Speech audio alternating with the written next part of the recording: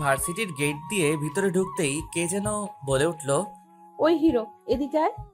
বিষয়টা বুঝতে না পেরে আমি আমার মতো হাঁটতে লাগলাম। তখনই আবার পিছন থেকে বলে উঠল। কথাটা আমার কানে এসে পৌঁছাতেই আমি ওইখানে থেমে গেলাম, কারণ আমি নীল শার্ট পরে আছি। তাহলে কি আমাকে কেউ ডাকছে? আশেপাশে তাকিয়ে দেখতে লাগলাম কে ডাকছে আমায়। তখনই একদল শার্ট প্যান্ট পরা মেয়েদের দিকে চোখ পড়ল। দেখলাম ওদের মধ্যে একজন আমায় আঙ্গুল ইশারায় ডাকছে। আমাকে তো এই ভার্সিটিতে তেমন কেউ চিনে না, তাহলে এরা আমায় কেন ডাকছে? যাই গিয়ে শুনে আসি। তারপর চলে আসলাম ওদের সামনে। জি, কিছু বলবেন? ভার্সিটিতে নতুন নাকি? ওদের মধ্যে একজন। হ্যাঁ, আসলে আমি এই ভার্সিটির। থাক, আর বলতে হবে না। আচ্ছা, তোর নাম কি? তামিম আহমেদ। শোন, ইউনিভার্সিটির সব ছাত্রছাত্রী আমার কথায় উঠবস করে, সো আমাদের যথেষ্ট সম্মান দিয়ে চলবি, ওকে? একটু পরে দেখা যাবে কে কাকে সম্মান দেয়। যা, এখন তোর ক্লাসে যা। কিছু না বলে সোজা প্রিন্সিপাল স্যারের রুমে চলে এলাম। ইচ্ছে হয়েছে তাই ছেড়ে দিলাম। আর এই ভার্সিটিতে কার এত সাহস যে আমার নামে প্রিন্সিপাল স্যারের কাছে বিচার দিবে? আরে ভার্সিটিতে নতুন, তাই হয়তো স্যারের সাথে কোনো বিষয়ে কথা বলতে গেছে। আর জান্নাত থাকতে আমাদের কিসের ভয়? চল এখন ক্লাসে যাই। আজ নাকি আবার আমাদের ক্লাসে নতুন একজন স্যার আসছে। ক্লাস শুরু হতেও আর বেশি সময় বাকি নেই। স্যার, আসবো? আরে তামিম, আসো আসো, বাইরে কেন দাঁড়িয়ে আছো? কেন ভিতরে আসো। ধন্যবাদ স্যার। তোমার মেধা দেখে তোমাকে এই চাকরিটা দেওয়া হয়েছে। আশা করি তুমি তোমার সম্পূর্ণ মেধা দিয়ে ছাত্রছাত্রীদের সঠিকভাবে শিক্ষা দিবা। জি স্যার, আমি আমার সবটুকু দিয়ে চেষ্টা করব। চলো তাহলে তোমাকে তোমার ক্লাসরুমটা দেখিয়ে দিয়ে আসি। তারপর প্রিন্সিপাল স্যার আমায় নিয়ে একটা ক্লাসরুমে ঢুকলেন। প্রিন্সিপাল স্যারকে দেখে ক্লাসের সব ছাত্রছাত্রীরা বসা থেকে উঠে দাঁড়ালো। প্রিয় শিক্ষার্থীগণ, তোমাদের গতকাল বলা হয়েছিল আজ তোমাদের নতুন একজন স্যার আসবেন। উনিই হলেন তোমাদের নতুন ইংলিশ স্যার। আজ থেকে উনি তোমাদের ইংলিশ ক্লাস করাবেন। সবাই ওনার সাথে পরিচিত হয়ে নাও। আমি তাহলে গেলাম। কথাগুলো বলেই হেড স্যার ক্লাস থেকে চলে গেলেন। এদিকে জান্নাত আর ওর বান্ধবীরা নতুন স্যারকে ক্লাসে দেখে তো অবাক। এই ছেলেটাকে তো আজ আমরা সকালে কত কিছু বলেছিলাম, আর এখন এই ছেলেটাই কিনা আমাদের স্যার। জান্নাতের তো পুরো মাথা ঘুরছে। কি হচ্ছে এইসব কিছুই বুঝতে পারছে না সে। ক্লাসের সবার দিকে একবার তাকিয়ে সবাইকে জিজ্ঞেস করলাম, কেমন আছো তোমরা? ভালো স্যার, আপনি? আলহামদুলিল্লাহ, আমিও ভালো আছি। তা আজ ভার্সিটিতে আমার প্রথম দিন আর আমার প্রথম ক্লাস, তাই আজকে কোনো ক্লাস করাবো না। আজকে শুধু তোমাদের সাথে পরিচয় হয়ে নিব। কাল থেকে ক্লাস করাবো। তারপর একে একে সবার নাম জিজ্ঞেস করতে শুরু করলাম। নাম জিজ্ঞেস করতে করতে একদম শেষ পর্যায়ে এসে চোখ পড়লো একটা মেয়ের দিকে। আরে, এ তো সেই মেয়ে যে একটু আগেই আমার সাথে কথা বলেছিল আর আমায় সম্মান দিয়ে চলতে বলেছিল। এখন দেখি কে কাকে সম্মান দেয়। এই মেয়ে, তুমি দাঁড়াও। আমি? হ্যাঁ তুমি। নাম কি তোমার? জান্নাত। শুধুই জান্নাত? আগে পিছে কিছু নেই? জি আছে। তাহলে পুরো নাম বলো। জান্নাত চৌধুরী। এই মেয়ে, তোমাকে আমি কখন দাঁড়াতে বললাম, আর তুমি এখনো বসে আছো? Sorry sir. এইবারের মতো কিছু বললাম না, নেক্সট টাইম যেন আর এমন না হয়। এরপর সবার সাথে আরো কিছুক্ষণ কথা বলে ক্লাস থেকে বের হয়ে আসলাম। এদিকে তামিম ক্লাস থেকে বের হয়ে আসার পর জান্নাতের বান্ধবীরা ওকে বলতে শুরু করলো। আমাদের হয়তো ওই সময় ওনার সাথে এমন ব্যবহার করা ঠিক হয়নি রে। আরে তখন কে জানতো যে উনি আমাদের স্যার হবে? কিরে জান্নাত, তুই চুপ করে আছিস কেন? ব্যাটার অনেক সাহস গজিয়েছে দেখছি। আমাকে ক্লাসের সবার সামনে ধমক দেওয়া, এর সত্য আমি নিবই। না হলে আমার নামও জান্নাত না। কি করবি তুই? সময় হলেই দেখতে পাবি। ওই দিনের মতো ভার্সিটি ছুটি হলে বাসায় চলে আসলাম। বাসায় এসে কলিং বেল চাপ দিতেই আম্মু এসে দরজা খুলে দিলেন। কেমন কাটলো ভার্সিটিতে শিক্ষকতার প্রথম দিন? ভালোই। আচ্ছা, তুই গিয়ে ফ্রেশ হয়ে আয়, আমি তোর জন্য টেবিলে খাবার বাড়ছি। তারপর রুমে এসে ফ্রেশ হতে চলে গেলাম। আমি তামিম মা বাবার একমাত্র সন্তান। পড়াশোনা শেষ করে এইবার একটা বিশ্ববিদ্যালয়ে ইংলিশ টিচার হিসেবে চাকরিতে জয়েন করেছি। বাকিটা গল্পতেই জানতে পারবেন। ফ্রেশ হয়ে নিচে এসে খাওয়া দাওয়া করে আবার নিজের রুমে চলে এলাম। এইভাবে দিনটা কেটে গেল। রাতের বেলা খাবার টেবিলে বসে খাবার খাচ্ছি, এমন সময় আব্বু বললেন, তা তোমার শিক্ষকতার প্রথম দিন কেমন কাটলো? ভালোই। আচ্ছা, এখন তাহলে খেয়ে নাও। খাওয়া দাওয়া শেষ করে রুমে এসে দিলাম এক ঘুম। পরের দিন সকালবেলা ঘুম থেকে উঠে হালকা নাস্তা করে সোজা ভার্সিটিতে চলে আসলাম। ক্লাসের সময় হয়ে এলে সোজা ক্লাসে চলে আসলাম। আমাকে দেখেই ক্লাসের সব ছাত্রছাত্রীরা দাঁড়িয়ে পড়ল। তাদেরকে বসতে বলে নিজেও বসে পড়লাম। তারপর তাদের একটা পড়া বুঝিয়ে দিয়ে আরেকটা লিখে দেখাতে বললাম। হেঁটে হেঁটে সবার দিকে একবার চোখ বুলিয়ে দেখছি কে কি করছে। হঠাৎ চোখ পড়ল জান্নাত নামের মেয়েটার দিকে। দেখি ও চুপচাপ বসে আছে আর কি যেন ভাবছে। ধীর পায়ে হেঁটে ওর সামনে গিয়ে দাঁড়ালাম। এই, তুমি এইভাবে বসে আছো কেন? আর যেটা লিখতে বললাম সেটা কোথায় দেখাও। চুপ করে বসে রইল, কিছু বলল না। কি হলো, দেখাও। পারি না। পারো না মানে? ক্লাসের সবাই পারলো, তাহলে তুমি পারবে না কেন? পড়াশোনা তো ঠিক মতো করো না, তাহলে পারবে কিভাবে? কান ধরে দাঁড়িয়ে থাকো। সাথে সাথে ক্লাসের সবাই আমার দিকে তাকালো, সাথে জান্নাতও। মনে হচ্ছে আমি কাউকে গালি দিয়েছি। কি হলো, কথা কানে যায় না? ধমক শুনে এবার আস্তে আস্তে বসা থেকে উঠে কান ধরে মাথা নিচু করে দাঁড়িয়ে রইল। তারপর আরো কিছুক্ষণ পড়ানোর পর বেল দিয়ে দিলে ক্লাস থেকে বের হয়ে আসলাম। কিরে জান্নাত, এটা কি হলো? স্যার তো দেখছি অনেক ডেঞ্জার আছে। আজ এভাবে জান্নাতকে কান ধরে দাঁড় করিয়ে রাখলো, না জানি কবে আমাদেরও এমন শাস্তি দেয়। ওই দিনের ঘটনার জন্য স্যার হয়তো রেগে আছেন, তাই জান্নাতের সাথে এমন করছেন। শালার অনেক সাহস গজিয়েছে দেখছি। প্রথম দিন ক্লাসে ধমক দিল, তারপর আজ সবার সামনে আমায় কান ধরিয়ে দাঁড় করিয়ে রাখলো। এই ধামড়াটাকে তো একটা শিক্ষা দিতেই হবে দেখছি। কি করবি তুই? আজকেই ব্যাটার একটা ব্যবস্থা নিব। ওই দিনের মতো ভার্সিটি ছুটি হলে জান্নাত ওর বান্ধবীদের বিদায় করে বাসায় চলে আসলো। আর এসেই ওর বাবার রুমে চলে আসলো। কিরে মা, কখন আসলি? এই তো আব্বু, এখন আসলাম। তা কিছু বলবি? কয়েকদিন ধরে ইংলিশ সাবজেক্টে আমার একটু প্রবলেম আছে। আমি তো আগেই বললাম একটা সার রেখে দেই তোর জন্য, কিন্তু তুই তো না করে দিলি, বললি এখন লাগবে না। তখন তো আর জানি না যে এমন হবে। তা এখন কি চাস বল? ভার্সিটিতে একজন নতুন ইংলিশ স্যার এসেছে, খুব ভালো পড়ান। ওনাকে বলো আমায় বাসায় এসে পড়াতে। স্যারের নাম কি? তামিম আহমেদ। আচ্ছা, আমি ওই স্যারের সাথে কথা বলে দেখছি। দেখছি না, এই স্যারের কাছেই আমি পড়বো, না হলে কিন্তু পড়বো না। আচ্ছা, ওই স্যারই তোকে পড়াবে। এখন রুমে গিয়ে ফ্রেশ হয়ে নে যা। তারপর জান্নাত ওর রুমে এসে ফ্রেশ হতে চলে গেল। এবার বেটা বুঝবে মজা। এদিকে জান্নাতের বাবা আমজাদ চৌধুরী ভার্সিটির প্রিন্সিপালের কাছে ফোন করে নতুন স্যারের নাম্বার নিয়ে ওই স্যারকে ফোন দিলেন। জান্নাতের বাবা এই শহরের টপ ধনীদের মধ্যে একজন। ভার্সিটির প্রিন্সিপালের সাথেও ওনার কিছুটা সম্পর্ক আছে, তাই মেয়ের বলা নতুন স্যারের নাম্বার নিতে দেরি হলো না। বাসায় এসে খাওয়া দাওয়া শেষ করে রুমে বসে বসে রেস্ট নিচ্ছি, এমন সময় মোবাইলটা বেজে উঠলো। হাতে নিয়ে দেখি একটা আননোন নাম্বার থেকে কল এসেছে। কিছুক্ষণ রিং হওয়ার পর রিসিভ করলাম। আসসালামু আলাইকুম, কে বলছেন? ওয়ালাইকুম আসসালাম। তোমার নাম কি তামিম? জি, আমার নাম তামিম, কিন্তু আপনি কে? আমাকে নিশ্চয়ই চিনবে। আমি আমজাদ চৌধুরী, জান্নাতের বাবা। আমজাদ চৌধুরীর নাম অনেকবার শুনেছি, এই শহরের নামকরা ধনীদের মধ্যে একজন, কিন্তু জান্নাত যে ওনার মেয়ে এটা জানতাম না। জান্নাত কি তাহলে আমার নামে ওর বাবার কাছে নালিশ করেছে, যার কারণে উনি আমায় ফোন দিলেন?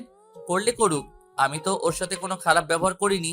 জান্নাতের কাছ থেকে শুনলাম তুমি নাকি ওদের ভার্সিটিতে নতুন জয়েন হয়েছো আর ওদের ইংলিশ ক্লাস নাও। জি, আপনি ঠিকই শুনেছেন, কিন্তু আপনি আমায় ফোন করলেন কিসের জন্য, জানতে পারি? জান্নাতের নাকি ইংলিশ সাবজেক্ট কিছু প্রবলেম আছে, তাই ও তোমার কাছে পড়তে চাই। না করতে পারবা না কিন্তু। মেয়েটাকে আমি কথা দিয়ে ফেলেছি যে তুমি ওকে বাসায় এসে পড়াবা। আঙ্কেল, আমি সবেমাত্র ভার্সিটিতে জয়েন হলাম, কিছুদিন পর থেকে পড়ালে হয় না? যেভাবে ধরেছেন তাতে তো সোজাসুজি না করতে পারবো না, তাই এই কথা বললাম। দেখো, ও ছোটবেলা থেকে মাকে হারিয়েছে, তাই ছোট থেকে ওর কোনো কথা আমি অমান্য করিনি। তুমি প্লিজ না করো না বাবা। ওকে আঙ্কেল, আমি জান্নাতকে পড়াবো, কিন্তু আপনার বাসার ঠিকানাটা? এখানে এসে একটা বড় বাড়ি দেখতে পাবা, ওইটাই আমার বাসা। তা পড়তে কখন আসবা? সন্ধ্যা 7টার দিকে আসবো আঙ্কেল। ওকে, তাহলে রাখি, তুমি ঠিক সময়ে চলে এসো। বলেই কল কেটে দিলেন। কল কেটে দিয়ে মেয়ের রুমে গিয়ে খবরটা দিয়ে আসলেন আমজাদ সাহেব। খবরটা পেয়ে তো জান্নাত বেজায় খুশি। চাকরিতে জয়েন হলাম 2 দিনও হলো না, আর এই মেয়ে এখনই আমার কাছে পড়তে যাচ্ছে।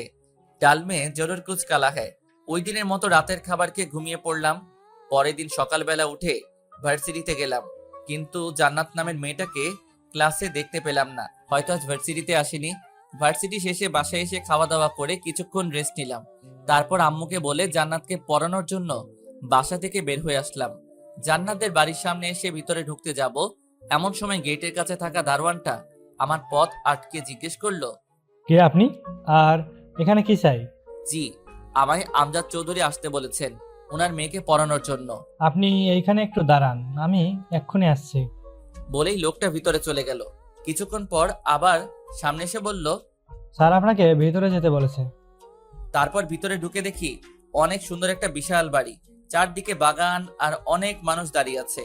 মনে হচ্ছে এরা আমজাদ সাহেবের লোক। তারপর বাসার ভিতরে গিয়ে দেখি আমজাদ সাহেব সোফার মধ্যে বসে আছেন। আমাকে দেখেই বললেন, তাহলে তুমি জান্নাতের ইংলিশ টিচার? জি।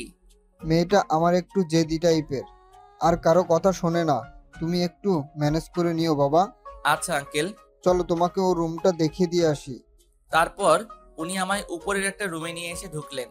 দেখলাম ঘরটা অনেক সুন্দর করে সাজানো, আর বিছানার উপর একটা মেয়ে বসা। আরে এটাই তো জান্নাত। জান্নাত আমাকে দেখতে পেয়েই বিছানা থেকে উঠে বসলো। পরনে শর্ট প্যান্ট আর গায়ে একটা শার্ট। একবার দেখে চোখ নামিয়ে নিলাম। মামুনি, তোমার স্যার এসেছে, রেডি হয়ে পড়তে বসো, আমি গেলাম। বলেই আমজাদ সাহেব রুম থেকে চলে গেলেন। স্যার দাঁড়িয়েছেন কেন, বসেন। ওর কথা শুনে আশেপাশে তাকিয়ে দেখলাম একটা টেবিলে অনেকগুলো বই রাখা। ওইটাই গিয়ে একটা চেয়ার টেনে বসে পড়লাম। জান্নাত কিছুক্ষণ কি যেন করলো, সেদিকে আমি ধ্যান দিলাম না।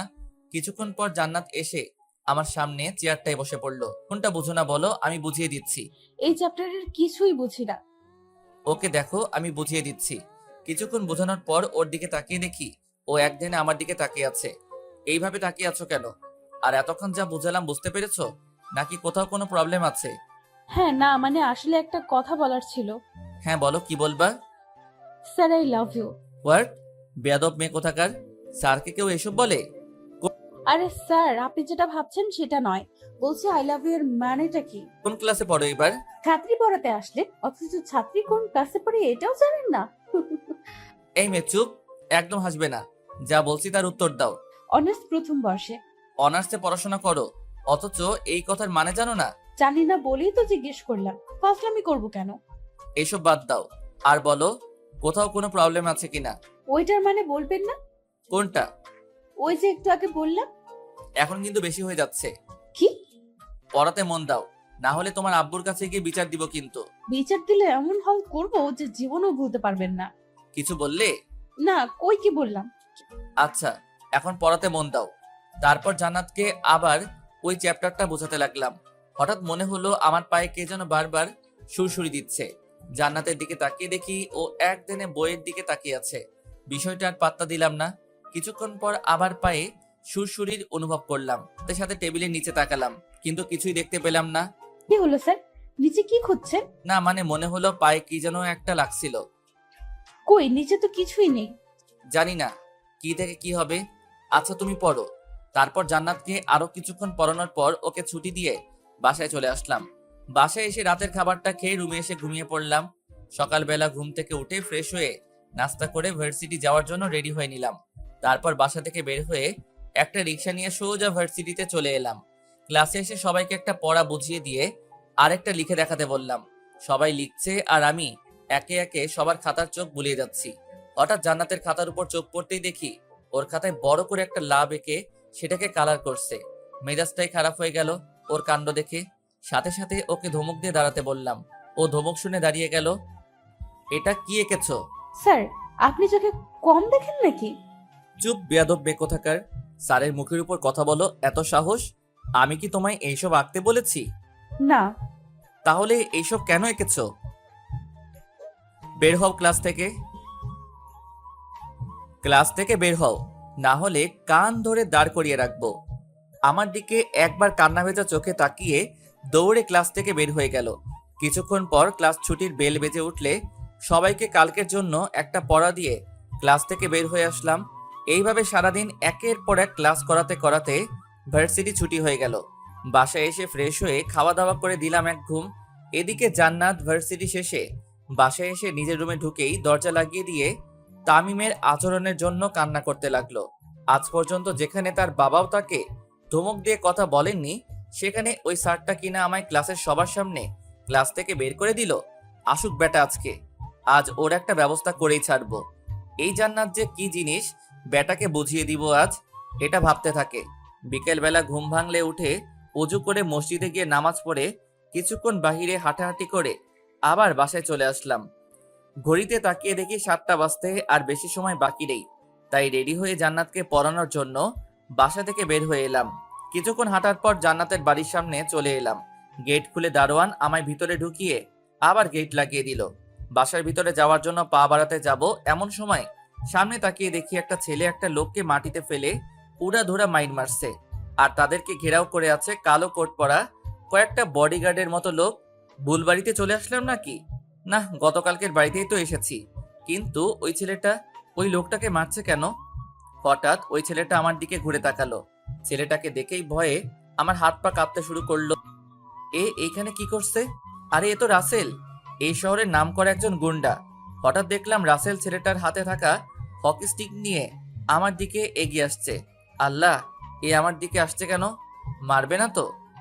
এই, কে তুই? আর এইখানে কি চাই? না, মানে আসলে আমি যা বলার সোজাসুজি বল, এত তোতলাচ্ছিস কেন?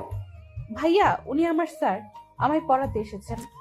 কিছু বলার আগে কে যেন কথাটা বলে উঠলো। চারপাশে তাকিয়ে কাউকে দেখতে না পেয়ে উপরের দিকে তাকাতেই দেখলাম জান্নাত ও রুমের বারান্দায় দাঁড়িয়ে আছে। হয়তো জান্নাতই কথাটা বলেছে, কিন্তু জান্নাত উনাকে ভাইয়া বলল কেন? তার মানে কি রাসেল জান্নাতের ভাই? ও সরি, আসলে আমি চিনতে পারিনি। প্লিজ কিছু মনে করবেন না। না না, ঠিক আছে, আমি কিছু মনে করিনি। আচ্ছা, আপনি তাহলে ভিতরে যান। আচ্ছা, কিন্তু আপনি এই লোকটাকে মারছেন কেন? এই লোকটা জান্নাতের কলেজের স্যার। জান্নাত কলেজে থাকতে এই লোকটা একবার জান্নাতকে বকেছিল, সেটার শোধ নিচ্ছি আজকে। সে তো অনেক আগের ঘটনা, তার জন্য ওনাকে আজ শাস্তি দিচ্ছেন? আসলে আমি এই কয় মাস দেশের বাইরে ছিলাম, তাই বেটাকে কিছু করতে পারিনি। গতকাল রাতে দেশে ফিরলাম, আর এসেই একে ধরে নিয়ে আসলাম। কিন্তু উনি তো জান্নাতের স্যার, আর স্যার হয়ে স্টুডেন্টকে বকা দিতেই পারেন, এটা তো স্বাভাবিক। স্যার হোক আর যেই, আমার বোনকে কেউ বকা দিলে বা ওর ওপর কথা বললে ওরও এমন হাল করব যেমন এর করেছি। তাহলে নেক্সটে মনে হয় আমার নামই আগে। কিছু বললেন স্যার? হ্যাঁ, না মানে কই কি বললাম, কিছু না। আচ্ছা, আর আপনি এতক্ষণ ধরে এইখানে দাঁড়িয়ে আছেন কেন? যান ভিতরে যান। আচ্ছা। তারপর ভিতরে ঢুকে দেখি বাসায় কেউ নেই, তাই সোজা জান্নাতের রুমে চলে এলাম। আমাকে আসতে দেখে জান্নাত একটা চেয়ার টেনে আমায় বসতে বলল। আমি কিছু না বলে বসে পড়লাম। জান্নাতও আমার সামনের চেয়ারে এসে বসে পড়ল। আচ্ছা রাসেল যে, উনি তোমার কি হন? ভাইয়া। কেমন ভাইয়া? কেমন আবার, আপন ভাইয়া। আমরা এক ভাই এক বোন, উনি বড় আর আমি ছোট। খাইসা মারে, রাসেল জান্নাতের আপন ভাই হয়? এটা আজ জানলাম। জান্নাতের সম্পর্কেও তেমন কিছু জানি না। কিছু না জেনেই মেয়েটাকে পড়াতে চলে আসলাম। না জানি কপালে কি দুঃখ আছে। ওর ভাই যদি জানতে পারে আমি জান্নাতকে একদিন না 2 দিন না 3 দিন বকেছি, তাহলে আমার কি হবে? কি হলো স্যার, এত কি ভাবছেন? আজ পড়াবেন না? পড়াবো। আচ্ছা জান্নাত, একটা কথা বলি। কি কথা বলে? ভার্সিটিতে এত স্যার থাকতে তুমি আমার কাছে কেন পড়তে চাইলা? তোমাকে যে শিক্ষা দেব তাই। কি হলো, চুপ করে আছো কেন, বলো। আসলে স্যার, প্রথম দিন আপনার ক্লাস করেই বুঝতে পেরেছিলাম যে আপনি স্যার হিসেবে ইংলিশে খুব ভালো। তার জন্যই আব্বুকে বলে আপনাকে আমার হোম টিচার বানিয়ে নিলাম। ও আচ্ছা, এখন পড়ো। কি পড়বো? গতকাল যে চ্যাপ্টারটা বুঝিয়েছিলাম, বুঝেছো? একটু একটু। আচ্ছা, আজকে আবার ওইটা বোঝাচ্ছি, খেয়াল করো। কিছুক্ষণ পর বুঝেছো তাহলে? আর একবার বোঝালে ভালো হয়। ওকে, খেয়াল করো আবার। কিছুক্ষণ বোঝানোর পর, আর কোথাও কোনো প্রবলেম আছে? স্যার, এই চ্যাপ্টারের কিছুই বুঝি না। বুঝবে কিভাবে? হ্যাঁ, পড়াশোনায় তো মন নেই, সারাক্ষণ শুধু ফাইজলামি। স্যার, আমায় ধমক দিয়ে কথা বলবেন না বলে দিলাম। এই, তুমি আমায় হুমকি দিচ্ছ? হ্যাঁ, ছাত্রী হয়ে স্যারের সাথে এইভাবে কথা বলতে লজ্জা করে না? বেয়াদব মেয়ে কোথাকার। ওই শালা চুপ! আর একটাও কথা বলবি না। অনেক শুনেছি তোর বকবক। আর নয়, নিজেকে কি ভেবেছিস? হ্যাঁ, যখন তখন আমায় ধমক দিয়ে কথা বলবি আর আমি কিছুই বলবো না? আমার শার্টের কলার চেপে ধরে, এই, এটা কেমন অসভ্যতা? ভুলে যেও না আমি তোমার স্যার, সম্মান দিয়ে কথা বলো, না হলে। না হলে কি করবি তুই? হ্যাঁ, আমি কিন্তু তোমার আব্বুর কাছে তোমার নামে বিচার দিব। ভাইয়া যে একটা লোককে মারতেছে দেখেছেন? উনি তো। হ্যাঁ, উনি আমার কলেজের স্যার। আর এটাও নিশ্চয়ই জেনে গেছেন যে ভাইয়া ওই স্যারকে কেন মারতেছে। এখন আপনিও আমার স্যার, যদি ভাইয়ার কাছে আপনার নামে বিচার দিই তো কি হবে ভাবতে পারছেন? মানে তুমি কেন আমার নামে বিচার দিবে? আমি কি করেছি? এই যে, আপনার ভার্সিটির প্রথম ক্লাস থেকে শুরু করে এই পর্যন্ত আমায় কতবার ধমক দিয়েছেন আর বকা দিয়েছেন হিসাব আছে? স্যার হিসেবে তো তোমায় বকা দিতেই পারি, তাই না? এইখানে তোমার ভাইয়ার কাছে বিচার দেওয়ার কি আছে? ওকে, বিচার দিব না, তবে এর জন্য আপনাকে আমার একটা শর্ত মানতে হবে। কি শর্ত? এখন থেকে আপনাকে আমার সব কথা মেনে চলতে হবে। রাজি? এটা আবার কেমন কথা? তাছাড়া স্যার হিসেবে আমি তোমায় একটু বকা দিতেই পারি। এর জন্য আমি এত কথা শুনতে চাচ্ছি না। আমার শর্তে রাজি কি না সেটা বলেন। আরে ওকে, রাজি হওয়া লাগবে না। আমি ভাইয়ার কাছে গিয়ে আপনার নামে একটু প্রশংসা করে আসি। এই না না, আমি রাজি তো। আমার সব কথা মেনে চলতে হবে কিন্তু। ওকে। তাহলে আজ থেকে আমায় আর বকা দিতে পারবেন না, বলে দিলাম। আচ্ছা, এখন বই বের করো। তারপর জান্নাত বই নিয়ে এসে আমার সামনের চেয়ারে বসে পড়লো। আজ কোন চ্যাপ্টার পড়াবো বলো? এই চ্যাপ্টার। ওকে, খেয়াল করো। তারপর জান্নাতকে ওই চ্যাপ্টারটা ভালো করে বোঝাতে লাগলাম। একসময় ওর দিকে চোখ পড়তে দেখি ও এক ধ্যানে আমার দিকে তাকিয়ে আছে। প্রথমবার ডাকলাম, বাট কোনো রেসপন্স নেই। দ্বিতীয়বার টেবিলে থাকা স্কেলটা দিয়ে ওর হাতে একটা বসিয়ে দিলাম। সাথে সাথে সে হকচকিয়ে উঠলো। কি হলো স্যার? আপনি আমায় মারলেন কেন? মারবো না তো কি করব? এতক্ষণ ধরে পড়াচ্ছি, অথচ তুমি বইয়ের দিকে না তাকিয়ে আমার দিকে হাবলির মতো তাকিয়ে আছো। এমন করলে পড়া মাথায় ঢুকবে কিভাবে? কি কি বললেন? আমি হাবলি? দাঁড়ান, আমি এক্ষুনি গিয়ে ভাইয়ের কাছে আপনার নামে বিচার দিব। আরে আরে, এইখানে ভাইয়াকে টানছো কেন? স্যার হয়ে তো তোমাকে মারার অধিকার আমার আছেই। একটু আগে আপনি আমায় কি বললেন মনে নেই? কি বললাম? এই যে এখন থেকে আপনি আমার সব কথা শুনবেন, আর এটাও বলেছেন যে আমায় আর কখনো বকা দিবেন না, আর সেখানে আপনি আমায় মেরে বসলেন। দেখো আমি আর কোনো কথা শুনবো না। আমি গেলাম ভাইয়ার কাছে বিচার দিতে। এই না, প্লিজ এমন করো না। আমার ভুল হয়ে গেছে, প্লিজ এবারের মতো মাফ করে দাও। আর কখনো তোমায় মারবো না, সত্যি। শেষে কিনা স্যার হয়ে ছাত্রীর কাছে মাপ চাইতে হচ্ছে। হায়রে কপাল। মনে থাকবে তো? হ্যাঁ হ্যাঁ, মনে থাকবে। আচ্ছা, এবার পড়ান। তারপর ওকে আবার সে আগের চ্যাপ্টার পড়াতে শুরু করলাম। কিছুক্ষণ পর জান্নাতের দিকে চোখ পড়তেই দেখি সে আবার আমার দিকে এক ধ্যানে তাকিয়ে আছে। বুঝতেছি না এই মেয়ে বারবার আমার দিকে এইভাবে তাকিয়ে থাকে কেন। এখন কিছু বলাও যাবে না, বললে আবার ওর ভাইয়ের কাছে বিচার দিয়ে বসবে। কি পড়ালাম এতক্ষণ, বুঝেছো? এক ধ্যানে আমার দিকে তাকিয়ে আছে। কি হলো, এইভাবে তাকিয়ে আছো কেন? ওর চোখের সামনে হাত নাড়িয়ে হ্যাঁ, না আসলে কিছু বলছেন? বলছি, এতক্ষণ যা পড়ালাম তা বুঝেছো নাকি কোথাও বুঝতে সমস্যা আছে? কিছুই তো বুঝিনি। ভীষণ রাগ হলো, তবুও নিজেকে কন্ট্রোল রেখে ঠান্ডা গলায় বললাম, এতক্ষণ ধরে বোঝালাম অথচ কিছুই বুঝোনি। ধ্যান কোথায় থাকে তোমার? আপনার দিকে। কি? মানে আসলে বলতে চেয়েছি, আপনার মুখের দিকেই তাকিয়েছিলাম আর বোঝার চেষ্টা করছিলাম। আমার মুখের দিকে তাকিয়ে থাকলে হবে না, বইয়ের দিকে খেয়াল করতে হবে। হুম দেখো আবার। কিছুক্ষণ পর, এবার বুঝতে পেরেছো? কিছুটা।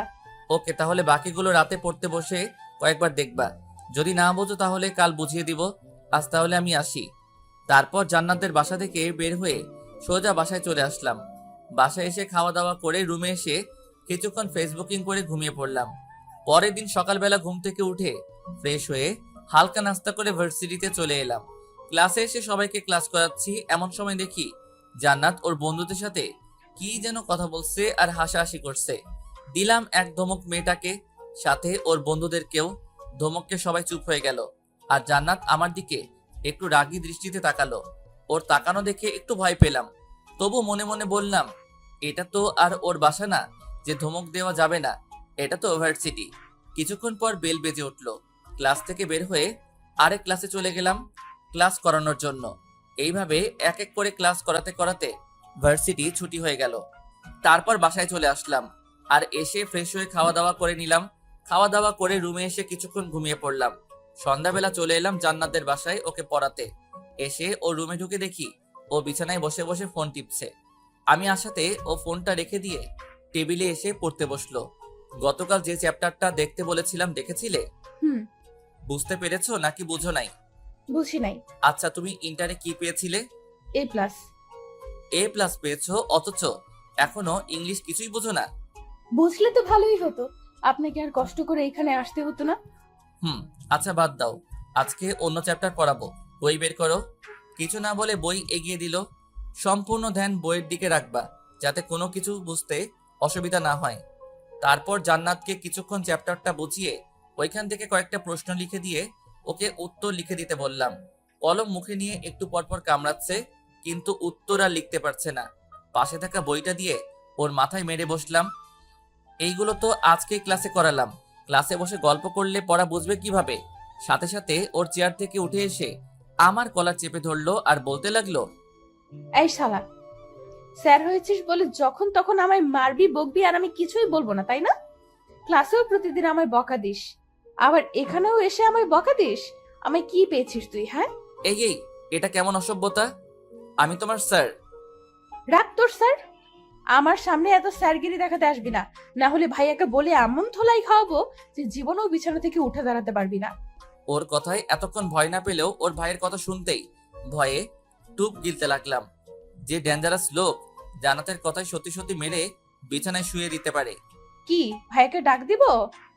না না, এখন ভয় পাচ্ছেন কেন? কই ভয় পাচ্ছি? তুই পড়তে বসো, এমনিতেই আজ বেশি পড়া হয়নি। হুম, আজ পড়াও হবে না। তাহলে আমি চলে যাই? হুম, যাওয়াও যাবে না। তাহলে কি করব? একটা চেয়ার টেনে আমার সামনাসামনি এসে বসে পড়লো। আমার চোখের দিকে তাকান। কেন? তাকাতে বলছি না? ভয়ে ওর দিকে মুখ তুলে তাকালাম।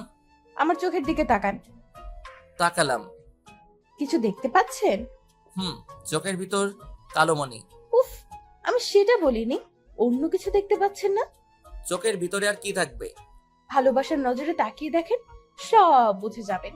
ওর কথা শুনে বুঝতে বাকি রইল না যে ও কি বলতে চাচ্ছে, কিন্তু এটা তো সম্ভব নয়, কারণ ও আমার ছাত্রী। কি হলো, চুপ করে আছেন কেন?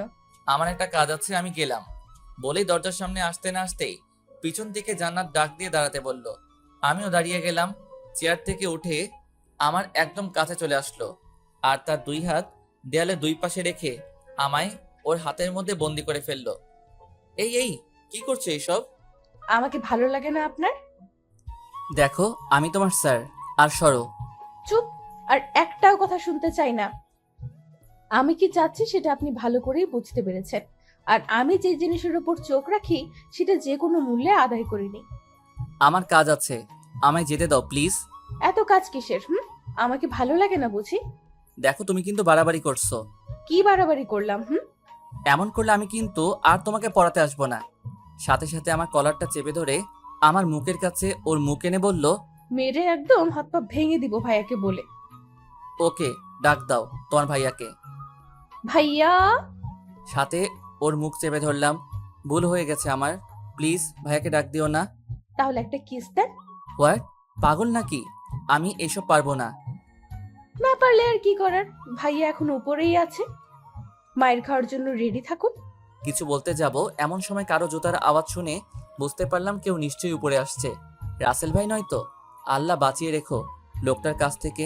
এদিকে জান্নাত আমার অবস্থা দেখে শয়তানি হাসি হাসছে। কিছুক্ষণ পর কেউ একজন দরজার কাছে এসে টুকা দিয়ে বলল, জান্নাত, আমায় ডেকেছিস? কোনো সমস্যা? দরজা খোল, আমি ভিতরে আসবো। কণ্ঠটা শুনে বুঝতে বাকি রইল না যে লোকটাকে। এতক্ষণ ধরে যার ভয় পাচ্ছিলাম সে এসেই পড়েছে। কথায় আছে না, যেখানে বাঘের ভয় সেখানে সন্ধ্যা হয়। বোন দরজা খোল, চুপ করে আছিস কেন? কি ভাইয়ের কাছে আপনার নামে বিচার দিব? আমি কি করলাম যে তুমি আমার নামে বিচার দিবা? ওই যে আমায় সবসময় ধমকান। বললাম তো আর ধমকাবো না। এটা বললে হবে না, যা চেয়েছি সেটা দিতে হবে, না হলে দরজা খুলে ভাইয়াকে সব বলে দিব। কি দিব বলো? পাপ্পি। দেখো জান্নাত, আমি তোমার স্যার, আমাদের মধ্যে। আমি এত কিছু শুনতে চাচ্ছি না। আপনি দিবেন নাকি আমি ভাইয়াকে সব বলে দিব? আরে কেন আমার সাথে এমন করছো? আমি কি ক্ষতি করেছি তোমার? ভালোবাসি যে তাই। এখন বেশি কথা না বলে যেটা চেয়েছি সেটা দিয়ে দেন, না হলে আমি কি করতে পারি বুঝতেই পারছেন। জান্নাত, বোন আমার, কি হয়েছে তোর? কথা বলছিস না কেন? বুঝেছি, এইভাবে কাজ হবে না। ওকে, আমি ভাইয়াকে আপনার কথা বলে দেই। তারপর জান্নাত যেই দরজা খুলতে যাবে তখনই আমি ওর হাতটা ধরে ফেলি আর ওকে কাছে টেনে ওর গালে একটা কিস করে দেই। আমি এটা চাইনি। এর চেয়ে বেশি আমি আর কিছু পারবো না, প্লিজ একটু বোঝার চেষ্টা করো প্লিজ। কি রে, সেই কখন থেকে ডাকছিস, শুনতে পাস না? না মানে আসলে স্যারের সাথে একটা বিষয় নিয়ে কথা বলতেছিলাম, তাই হয়তো শুনি নাই। তাহলে আমায় ডাকলি কেন? কোথায় ডাকলাম? তুমি হয়তো ভুল শুনেছ। আমি তো এতক্ষণ স্যারের সাথে কথা বলতেছিলাম, তাই না স্যার? হ্যাঁ হ্যাঁ। হতেও পারে, কিন্তু স্যার আপনি দরজার সামনে দাঁড়িয়ে আছেন কেন? আপনার তো পড়ার টেবিলে বসে থাকার কথা। হ্যাঁ আসলে পড়া শেষ, তাই চলে যাচ্ছিলাম। এমন সময় জান্নাত আমায় যেতে না দিয়ে কয়েকটা প্রশ্ন করলো পড়ার বিষয়ে, তাই এতক্ষণ এইখানে দাঁড়িয়েছিলাম। ও আচ্ছা, বোনটা আমার ইংলিশ একটু কম বুঝে, কিন্তু আপনি ওকে ভালো করে বুঝাবেন। আচ্ছা, টেবিলে ওই স্কেল দিয়ে কি করেন? এই খাইছে রে, এখন যদি জান্নাত ওনাকে সব বলে দেয় তাহলে নিশ্চয়ই আমাকেও আজ ওই দিনে লোকটার মতো ধরে মারা শুরু করবে। আল্লাহ বাঁচাও। ওই স্কেল দিয়ে কি করিস জান্নাত? তেমন কিছু না, পড়ার সময় স্কেলটা স্যার হাতে নিয়ে থাকেন আর কি। হাতে নিয়েই থাকেন নাকি তাকে মারেনও? শোনেন স্যার, বোনটা আমার খুব আদরের। ছোট থেকে আজ পর্যন্ত ওর গায়ে একটু আজ পর্যন্ত লাগতে দেয়নি। যেই আমার বোনের মুখের উপর কেউ কথা বলেছে তাকে মেরে একদম অবস্থা কাহিল করে ফেলতাম। এমনকি অনেক স্যারদের চাকরিও কেড়ে নিয়েছি এর জন্য। এই প্রথম জান্নাত কোনো স্যারের কাজে নিজে থেকে পড়তে চেয়েছে বলেই বাবা ওকে আপনার কাছে পড়াচ্ছেন। তবুও আপনাকে বলে রাখি, ভুলেও আমার বোনের মুখের উপর কোনো কথা বলবেন না। ও যেভাবে বলবে সেভাবেই পড়াবেন। যদি শুনি এর একটু এদিক সেদিক হয় তাহলে আপনার কপালে দুঃখ আছে বলে দিলাম। এটা হুমকি দিচ্ছে নাকি সাবধান করছে? কোনো সমস্যা হলে ভাইয়াকে বলবে, কেমন? আমি তাহলে আসি। বলে রুম থেকে বেরিয়ে গেলেন। আমিও দরজা খুলে পেয়ে চলে আসতে যাব এমন সময় জান্নাত আমার হাত ধরে ফেলে। আপনি কোথায় যাচ্ছেন? না মানে পড়ানো তো শেষ, তাই আমি আর থেকে কি করব? আপনাকে আমি যেতে বলেছি? না, তবে পড়ানো যেহেতু শেষ তাই চলে যাচ্ছি। একটু আগে ভাইয়া কি বলে গেল শুনেন নাই? কি বলেছিলেন? এই যে আমার মুখের উপর কোনো কথা বলবেন না, আমি যেভাবে বলবো সেভাবেই পড়াবেন। কিন্তু এখন তো পড়ানো শেষ, তাহলে আর থেকে কি করব? আমার বাসায় অনেক কাজ আছে, প্লিজ আমায় যেতে দাও। কিছুক্ষণ ভেবে ওকে যান, তবে কাল একটু তাড়াতাড়ি পড়াতে আসবেন, দেরি করবেন না কিন্তু। না হলে না না, দেরি করব না, তাড়াতাড়ি চলে আসবো। মনে থাকে যেন। তারপর আর কথা না বাড়িয়ে দরজা খুলে জান্নাতের রুম থেকে বের হয়ে আসলাম। সিঁড়ি বেয়ে নিচে নেমে আসতেই আঙ্কেল আমায় ডাক দিলেন। দেখি উনি সোফায় বসে আছেন। হেঁটে হেঁটে ওনার সামনে গিয়ে দাঁড়ালাম। তা বাবা, জান্নাত ঠিকমতো পড়ছে তো? জি আঙ্কেল। দেখো, আমি জানি মেয়েটা একটু পড়াশুনো কম করে। কি যে হয়েছে ওর কিছুই বুঝতে পারছি না। তুমি একটু ওকে ভালো করে গাইড করে দিও প্লিজ। এসব নিয়ে আপনি চিন্তা করবেন না আঙ্কেল, আমি ওকে ভালো করে গাইড দিচ্ছি। তারপর আঙ্কেলের সাথে আরও কিছু টুকটাক কথা বলে সোজা বাসায় চলে আসলাম। রাতের খাবার খেয়ে রুমের মধ্যে শুয়ে আছি আর ভাবছি জান্নাত যা শুরু করেছে তাতে ওকে বেশি দিন পড়ানো যাবে না, না হলে পরে আমারই ক্ষতি হবে। যত তাড়াতাড়ি পারি আঙ্কেলকে বলে ওকে পড়ানো ছেড়ে দিব। এইসব ভাবতে ভাবতে কখন যে চোখটা লেগে যায় খেয়ালই নেই। সকালবেলা ঘুম থেকে উঠে ফ্রেশ হয়ে নাস্তা করে ভার্সিটিতে চলে এলাম। ক্লাসের মধ্যে বসে আছি আর সবাইকে ক্লাস করাচ্ছি। এমন সময় জান্নাতের দিকে চোখ পড়তেই সে আমায় চোখ টিপ মেরে বসলো। ওর এমন ব্যবহারে থতমত খেয়ে গেলাম। এটা মেয়ে নাকি অন্য কিছু? ছাত্রী হয়ে স্যারকে ছিছি। ওর দিকে আর না তাকিয়ে আবার ক্লাস করানোতে মনোযোগ দিলাম। কিছুক্ষণ পর বেল বেজে উঠলে ক্লাস থেকে বের হয়ে আসলাম। তারপর আবার একটা ক্লাসে চলে গেলাম ক্লাস করাতে। দেখতে দেখতে টিফিন পিরিয়ডের সময় হয়ে গেলে ক্লাস থেকে বের হয়ে ক্লাসের বারান্দা দিয়ে হাঁটছি। এমন সময় কে যেন বলে উঠলো, তামিম সাহেব একটু দাঁড়ান। পিছনে ফিরে দেখি নীলা ম্যাডাম। বলতে গেলে আমার 1-2 বছরের বড় হবে, কিন্তু উনি নাকি এখনো বিয়েই করেন নাই। দেখতেও মাশাআল্লাহ অনেক সুন্দর, গায়ের রং একেবারে ফর্সা, মুখটাও একদম মায়াবী। যে কেউ দেখলে ওনার প্রেমে পড়ে যাবে। আপনাকেও তো তেমন দেখা যায় না। দেখবেন কিভাবে? আপনি কি আর আমাদের দিকে তাকান? সব সময় তো মাথা নিচু করেই হাঁটেন, পাশ দিয়ে গেলেও কথা বলেন না। আসলে আমি মেয়েদের সাথে এত কথা বলতে পারি না। কেন কেন? এটা ঠিক বলতে পারবো না, তবে আমার কেমন যেন লাগে আর কি। ও আচ্ছা, বুঝেছি। আমাদের স্যারের মেয়েদের সাথে কথা বলতে লজ্জা করে, তাই তো? হ্যাঁ আসলে থাক, আর কিছু বলতে হবে না। টিফিন টাইম তো হয়ে গেছে, চলেন না আজ দুইজন মিলে একসাথে নাস্তা করি। কিন্তু আমি কিন্তু এই প্রথম আপনার কাছে কিছু চেয়েছি, না করলে কিন্তু আমি মাইন্ড করব। ওকে বলেন কোথায় যাবেন? ভার্সিটির বাইরে একটা কফি শপ আছে, ওইখানে যাওয়া যাক। ওকে চলেন। তারপর ওনাকে নিয়ে সামনের দিকে এগোতেই দেখি জান্নাত সামনে দাঁড়িয়ে আছে আর আমার দিকে রাগে কটমট করে তাকিয়ে আছে। ওর এমন ফেস দেখে মনে মনে একটু ভয় পেয়ে গেলাম। এদিকে আমায় দাঁড়িয়ে থাকতে দেখে নীলা ম্যাডাম আমার হাত ধরে আমাকে ওনার সাথে নিয়ে যেতে লাগলেন। তারপর নীলা ম্যাডাম আমায় একটা কফি শপে নিয়ে এসে দুজনের জন্য 2 কাপ কফি অর্ডার দিলেন। দুজন গল্প করতে করতে কফি খাওয়া শেষ করলাম। গল্প করার সময় নীলা ম্যাডাম বারবার আমার হাত ধরতেছিলেন।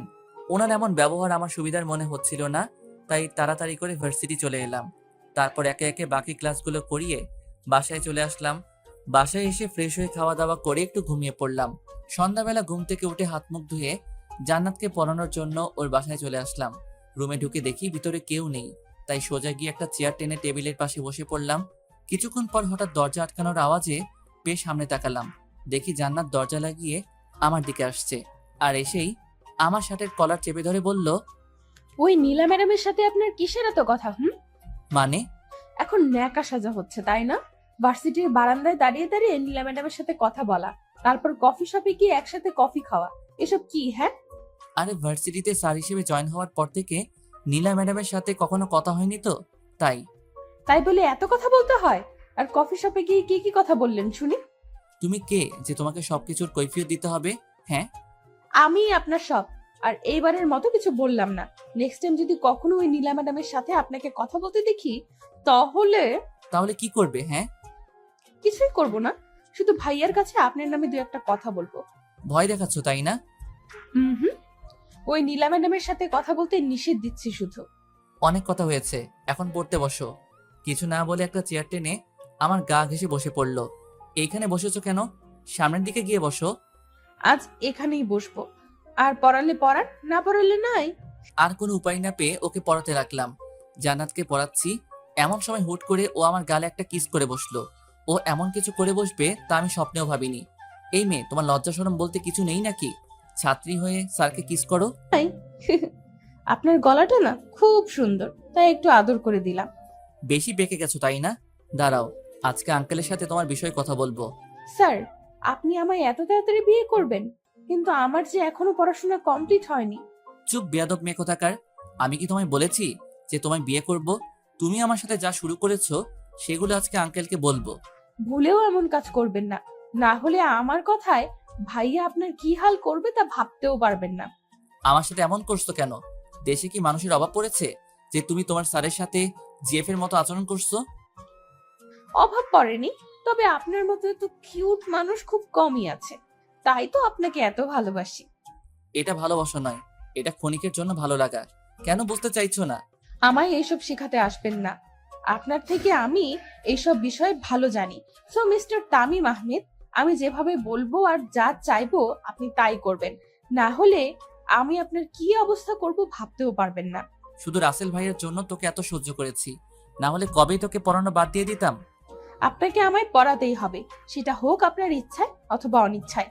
সো এইসব নিয়ে এত ভাবাভাবি করে কোনো লাভ নেই। এ তো দেখছি মনের কথা বুঝে ফেলে। আল্লাহ, এই মায়ারার থেকে আমারে বাঁচাও প্লিজ। ওই, এত কি ভাবছেন? না কিছু না, তুমি পড়ো তো। কোনটা পড়বো? বুঝিয়ে না দিলে পড়বো কিভাবে? এতদিন ধরে তো বুঝিয়ে আসছি, তারপরও কিছু মাথায় ঢোকে না নাকি? একদম রাগী গলায় কথা বলবেন না, না হলে ভাইয়াকে ডেকে সব বলে দিব। তুমি আমাকে পড়াচ্ছ নাকি আমি তোমায় পড়াচ্ছি? আপনি আমায় পড়াচ্ছেন। তাহলে কি আমি একটু রাগ দেখাতে পারবো না? না, পারবেন না। ওকে, খেয়াল করো, আমি পড়াটা বুঝিয়ে দিচ্ছি। কিসের জন্য যে একে পড়াতে আসি। তারপর ওকে কিছুক্ষণ বুঝিয়ে একটা প্রশ্নের উত্তর লিখতে বললাম। ব্যাস, চুপচাপ বসে রইলো আর কলম ঘোরাতে লাগলো। চরম বিরক্তিকর এই মুহূর্তটা। কিছু বললেও দোষ, কিছু করলেও দোষ। ওকে আজ এতটুকুই থাকুক, কাল এসে এসব আবার পড়া নিব। তুমি রাতে এইগুলো শিখে রেখো কেমন? শুধু মাথা নাড়ালো। তারপর উঠে চলে আসতে যাব এমন সময় পিছন থেকে জান্নাত আমায় দাঁড়াতে বলল। সে বসা থেকে উঠে আমার সামনে এসে দাঁড়ালো। আপনার ফোন নাম্বারটা দেন তো। কেন? দিতে বলছি দেন, এত কথা বলেন কেন? আসলে মোবাইলটা বাসায় রেখে এসেছি, আর কয়েকদিন আগে নতুন সিম নিয়েছি। নাম্বারটাও ঠিক মনে নেই। মিথ্যা বললাম, কারণ এই মেয়েকে নাম্বার দেওয়ার কোনো ইচ্ছাই আমার নেই। কিছু না বলে আমার প্যান্টের পকেটে হাত দিয়ে কি যেন খুঁজতে লাগলো। কিছুক্ষণ খোঁজার পর পকেট থেকে ফোনটা বের করে এনে আমার চোখের সামনে ধরে রাগী দৃষ্টিতে তাকিয়ে জিজ্ঞেস করলো, এটা কি? না মানে আসলে। খুব মিথ্যা বলা শিখেছেন তাই না? আর যদি কোনোদিন মিথ্যা কথা বলেন তাহলে মেরে নাক ফাটিয়ে দিব বলে দিলাম।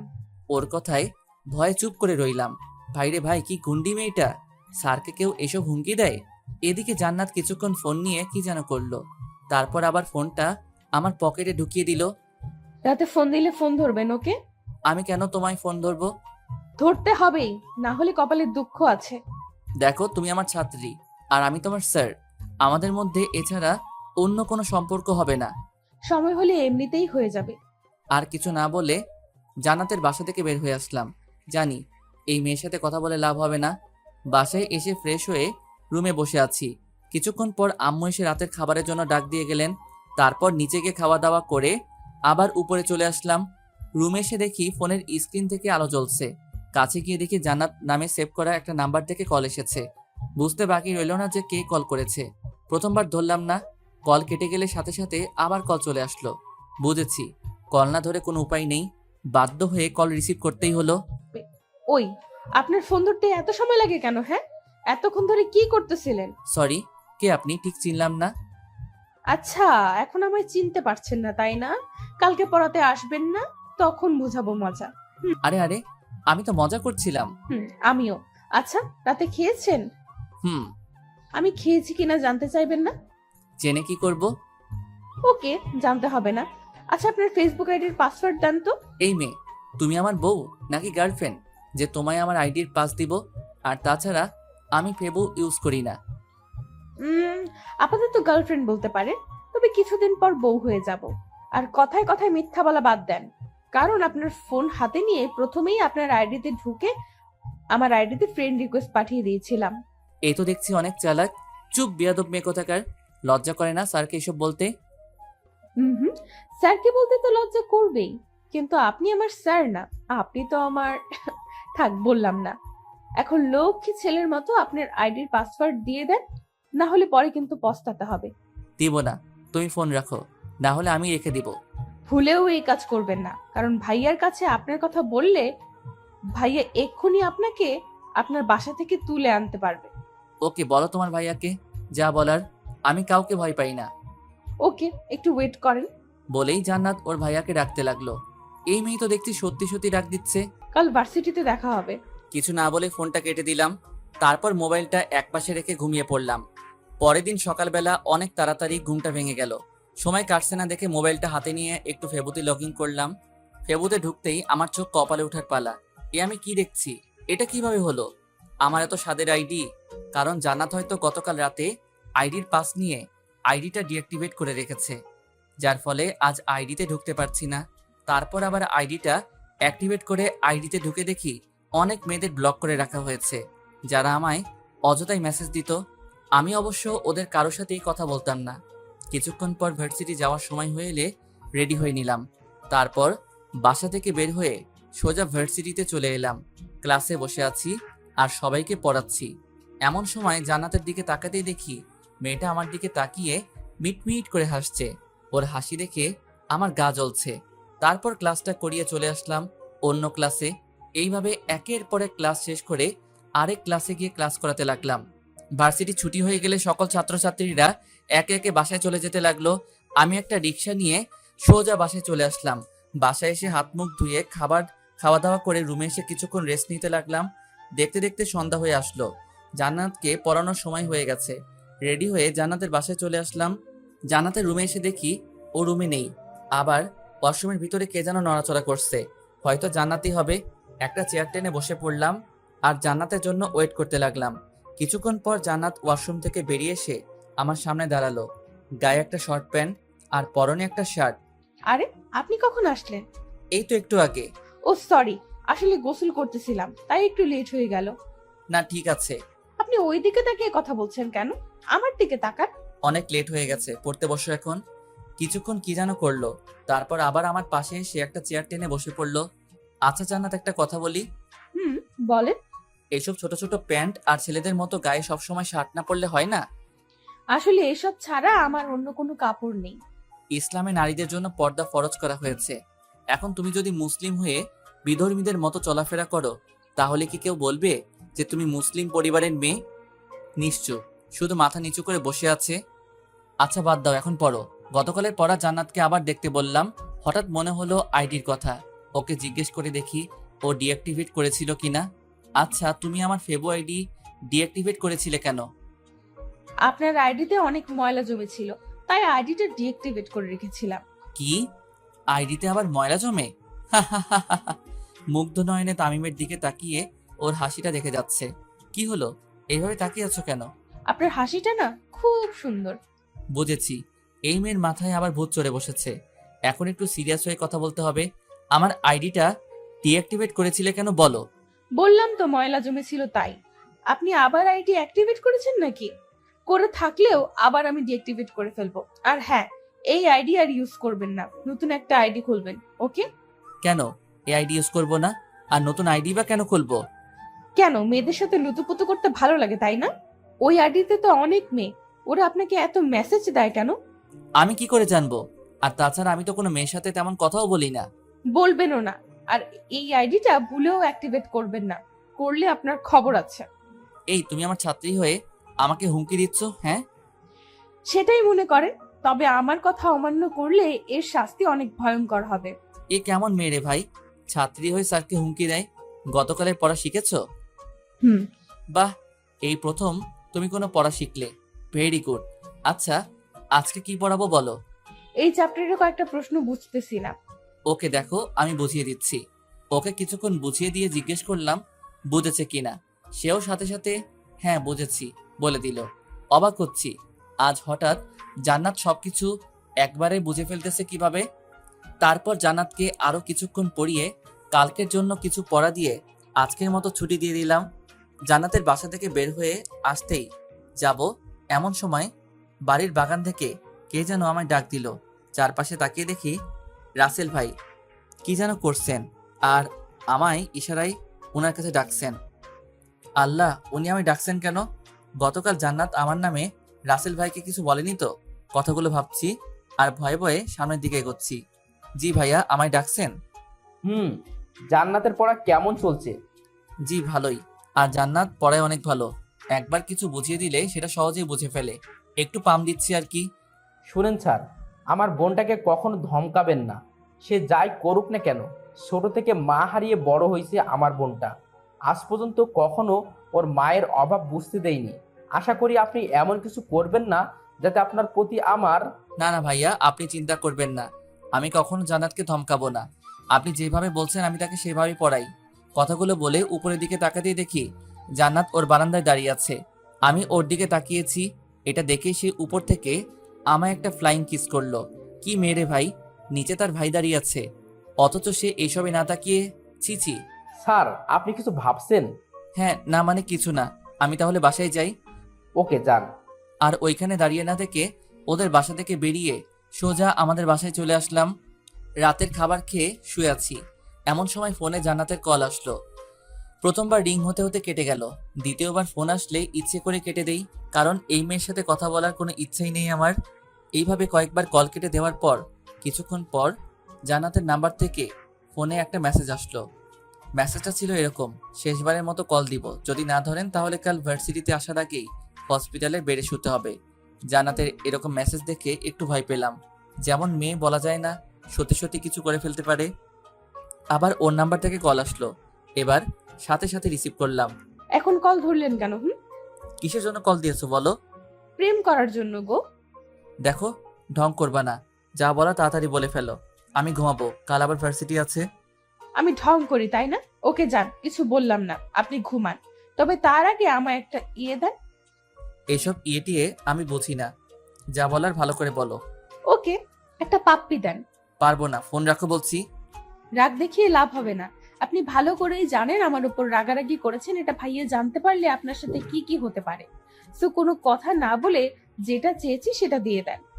রাগারাগির কারণটা যদি তোমার ভাইয়া জানতে পারে তাহলে উনি আমায় কিছু করবেন না। করবেন, অনেক কিছু করবেন, কারণ রাগারাগির বিষয়টা আমি অন্যভাবে নিয়ে যাব। মানে ভাইয়াকে একটু মিথ্যা বলবো আর কি।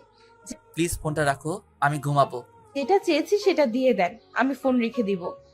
এছাড়া আর কোনো লাভ হবে না। বুঝেছি, এই মেয়ে পিছু ছাড়বে না, তাই বাধ্য হয়ে কোনো রকমে ইনিয়ে বিনিয়ে ইয়েটা দিতে হলো আর কি। লুচ্চা ভাইবেন না আবার আমাকে, চিপাই পইরা দিছি, ইচ্ছা করে তো আর দেই নাই। তারপর জান্নাত ফোনটা কেটে দিল, আর আমিও শান্তিতে বিছানায় গাটা এলিয়ে দিয়ে শুয়ে পড়লাম। পরের দিন ভার্সিটিতে এসে ক্লাসে বসে সবাইকে ক্লাস করাচ্ছি। ভুল করে একবার জান্নাতের দিকে তাকাতেই সে আমায় চোখ টিপ মেরে মিটমিট করে হাসতে লাগলো। লজ্জায় আর ওর দিকে তাকালাম না। ক্লাসটা করিয়ে অন্য আরেকটা ক্লাসে চলে এলাম। একে একে সব ক্লাস করিয়ে ভার্সিটিও ছুটি হয়ে গেল। বাসায় যাওয়ার জন্য ভার্সিটি থেকে বের হতেই কোথা থেকে জানি নীলা ম্যাডাম একটা রিক্সা নিয়ে আমার সামনে এসে দাঁড়ালেন। বাসায় যাচ্ছেন মনে হয়, আসেন আমার সাথে, আপনাকে আপনার বাসায় নামিয়ে দিয়ে যাই। না থাক, আমি হেঁটেই যেতে পারবো, আপনি চলে যান। তা বললে তো হবে না। আমি আপনাকে একা রেখে চলে যাব কিভাবে? আসেন আমার সাথে বলছি। বলেই আমার হাত ধরে টেনে রিকশায় উঠিয়ে নিলেন। কিছু বলতে গিয়েও পারলাম না, যদি উনি আবার মাইন্ড করেন। এদিকে উনি বারবার আমার দিকে হেলে দুলে পড়ছেন, আর আমি ততই চেপে বসার চেষ্টা করছি। কিছুক্ষণ পর, চাচা রিকশা থামান। কেন, কি হয়েছে? আমার বাসার সামনেই, একটু হাঁটলে পৌঁছে যাব, আপনি চলে যান। আর চাচা এই নিন রিকশা ভাড়া। আরে ভাড়া দিতে হবে না, আমি দিয়ে দেব। না, আপনি মেয়ে মানুষ হয়ে একজন পুরুষের ভাড়া দিবেন, এটা কেমন দেখায়? একটা মুচকি হাসি দিয়ে চলে গেলেন। আমিও আর দাঁড়িয়ে না থেকে সোজা বাসায় চলে আসলাম। বাসায় এসে হাত মুখ ধুয়ে দুপুরের খাবার খেয়ে নিলাম। সন্ধ্যাবেলা জান্নাতকে পড়ানোর জন্য ওর বাসায় চলে এলাম। জান্নাতের রুমের দরজা খুলে ভিতরে ঢুকে দেখি জান্নাত রুমে নেই, হয়তো ওয়াশরুমে আছে। এটা ভেবে আমি রুমের ভিতরে ঢুকে পড়লাম। সাথে সাথে রুমের দরজা ঠাস করে বন্ধ হয়ে গেল। পিছনে তাকাতেই কে যেন আমার হাত টেনে ধরে দরজার সাথে চেপে ধরলো। সে আর কেউ না, জান্নাত। এই এই, কি করছো? ছাড়ো আমায়। কেন এখন ছাড়বো কেন? অন্যদের সাথে তো ভালোই ঘেঁষাঘেঁষি করতে পারেন। মানে আমি আবার কি করলাম? এখন সাধু সাজা হচ্ছে তাই না? আরে কি আবল তাবল বকছো? আমি করেছিটা কি সেটা তো বলবা নাকি? কেন, গতকাল যে নীলা ম্যাডামের সাথে এক রিকশায় বাসায় গেলেন মনে নেই? খুব মজা হয়েছিল গতকাল, তাই না? এই রে, জান্নাত এসব জানলো কি করে? তাহলে কি নীলা ম্যাডামের রিক্সায় ওঠার সময় জান্নাত আমাকে দেখে ফেলেছিল? না মানে আসলে আমি তো... হ্যাঁ, এখন এটাই তো বলবেন যে আমি ইচ্ছে করে রিকশায় উঠিনি, উনি জোর করে আমায় তুলেছেন, তাই তো? তার মানে তুমি সব দেখেছো, আর আমার কি দোষ বলো? উনি তো আমায়... চুপ করেন, লজ্জা করে না নিজের বয়সে বড় মেয়েদের সাথে লুতুপুতু করতে? তুমি কিন্তু বেশি করে ফেলছো। ছাত্রী হয়ে স্যারকে ধমক দিচ্ছ, আর আমি ওনার সাথে লুতুপুতু কেন করব? হ্যাঁ, 100 বার ধমক দিব, কি করবেন আপনি? হ্যাঁ, আর আপনাকে আমার ভালো করে চেনা আছে। শোনেন, আগেও একবার মাফ করেছি, বাট এখন কোনো মাফ নেই। আমার কথা যেহেতু অমান্য করেছেন, তাহলে এর শাস্তি আপনাকে পেতেই হবে। এই, আমি তোমার এমন কি ক্ষতি করেছি সব সময় আমার পিছনে পড়ে থাকো? আমি কি ওনার সাথে ইচ্ছাকৃতভাবে কখনো কথা বলেছি বলো? এত কিছুর উত্তর আমি দিতে পারবো না। এখন আপনাকে আমার কথা অমান্য করার জন্য শাস্তি পেতে হবে। কি শাস্তি? বেশি কিছু না, শুধু আমায় একবার জড়িয়ে ধরবেন আর 5 মিনিট কিস করবেন। কি পাগল নাকি তুমি? হ্যাঁ, স্যারকে এইসব কিভাবে? ছি ছি, আমার বলতেও লজ্জা করছে। চিন্তা করবেন না, বিয়ের পর আপনার সব লজ্জা ভেঙে দিব। এখন যা যা বলেছি তা করেন। অসম্ভব, আমি এইসব কিছুতেই করব না। আর আমি আজকেই আঙ্কেলকে তোমার বিষয় সব বলে দিব, তারপর তোমাকে পড়ানো বাদ দিয়ে দিব। সাথে সাথে আমার কলারটা চেপে ধরে আমার মুখের কাছে ওর মুখ নিয়ে আসলো আর বলল, এইসবের কিছু করলে খুন করে ফেলবো কিন্তু। আর আমি যা বলেছি এখন যদি তা না করেন, তাহলে আমি চিৎকার করে ভাইয়াকে ডাকবো। তারপর ভাইয়া এসে আপনার কি হাল করবে ভাবতেও পারবেন না। ওর কথা শুনে ভয় ঢোক গিলতে লাগলাম। কি করব না ভেবে পাচ্ছি না। আমাকে ছেড়ে দাও প্লিজ, আমি তো তোমার কোনো ক্ষতি করিনি, তাহলে কেন আমার সাথে এমন করছো? মা বাবার একটা মাত্র সন্তান আমি, আমার কিছু হয়ে গেলে ওরা কাকে নিয়ে বাঁচবে বলো? প্লিজ আমায় শেষবারের মতো মাফ করে দাও, আর আমায় ছেড়ে দাও প্লিজ। ছেড়ে দিলে তো হবে না সোনা, অপরাধ যেহেতু করেছো এর শাস্তি তো পেতেই হবে, তাই না? আমাদের মধ্যে শুধু স্যার ছাত্রীর সম্পর্ক, এছাড়া আর কিছু না। আমাদের মধ্যে এসব হবে না, এটা ঠিক না। কেন বুঝতেছো না তুমি? আমি এত কিছু বুঝতে চাই না, আপনি আমার দেওয়া শাস্তিটা পূরণ করবেন কি না বলেন। আর তুমি কেন বুঝতে পারছো না? ওই, তুই কিস করবি নাকি আমি কিছু করব? করবো না, যা করার করো। ওকে। বলে আমার শার্টের কলার চেপে ধরে আমার ঠোঁটের সাথে তার ঠোঁট এক করে দিল। নিজেকে ছাড়ানোর অনেক চেষ্টা করছি, কিন্তু ওর শক্তির সাথে আমি কিছুতেই পেরে উঠতে পারছি না। এদিকে আমার ঠোঁটের উপর অত্যাচারটা আরো বেড়ে গেল। আমার ঠোঁটগুলোতে জান্নাত বারবার কামড় দিচ্ছে। যত নড়চড়া করছি ততই জোরে কামড় মারছে। কিছুক্ষণ পর জান্নাত আমার ডান হাতটা নিয়ে ওর কোমরে চেপে ধরলো। সাথে সাথে আমি নিজের হাতটা ছাড়িয়ে নিলাম আর জান্নাতকে জোরে একটা ধাক্কা মেরে দূরে ফেলে দিলাম। ধাক্কার তাল সামলাতে না পেরে জান্নাত মেঝেতে পড়ে গেল আর ব্যথার চোটে আহ বলে চিৎকার দিয়ে উঠল। কিছুক্ষণ পরেই কারো জুতার আওয়াজ শুনে বুঝতে পারলাম কেউ একজন উপরে আসছে।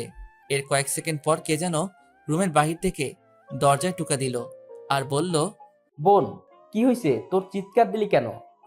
কণ্ঠটা শুনে বুঝতে পারলাম এটা রাসেল ভাই ছাড়া আর কেউ না। এখন জান্নাত যদি উনাকে বলে দেয় যে আমি ওকে ধাক্কা মেরে ফেলেছি, বলুক, তাহলে আমিও বলবো।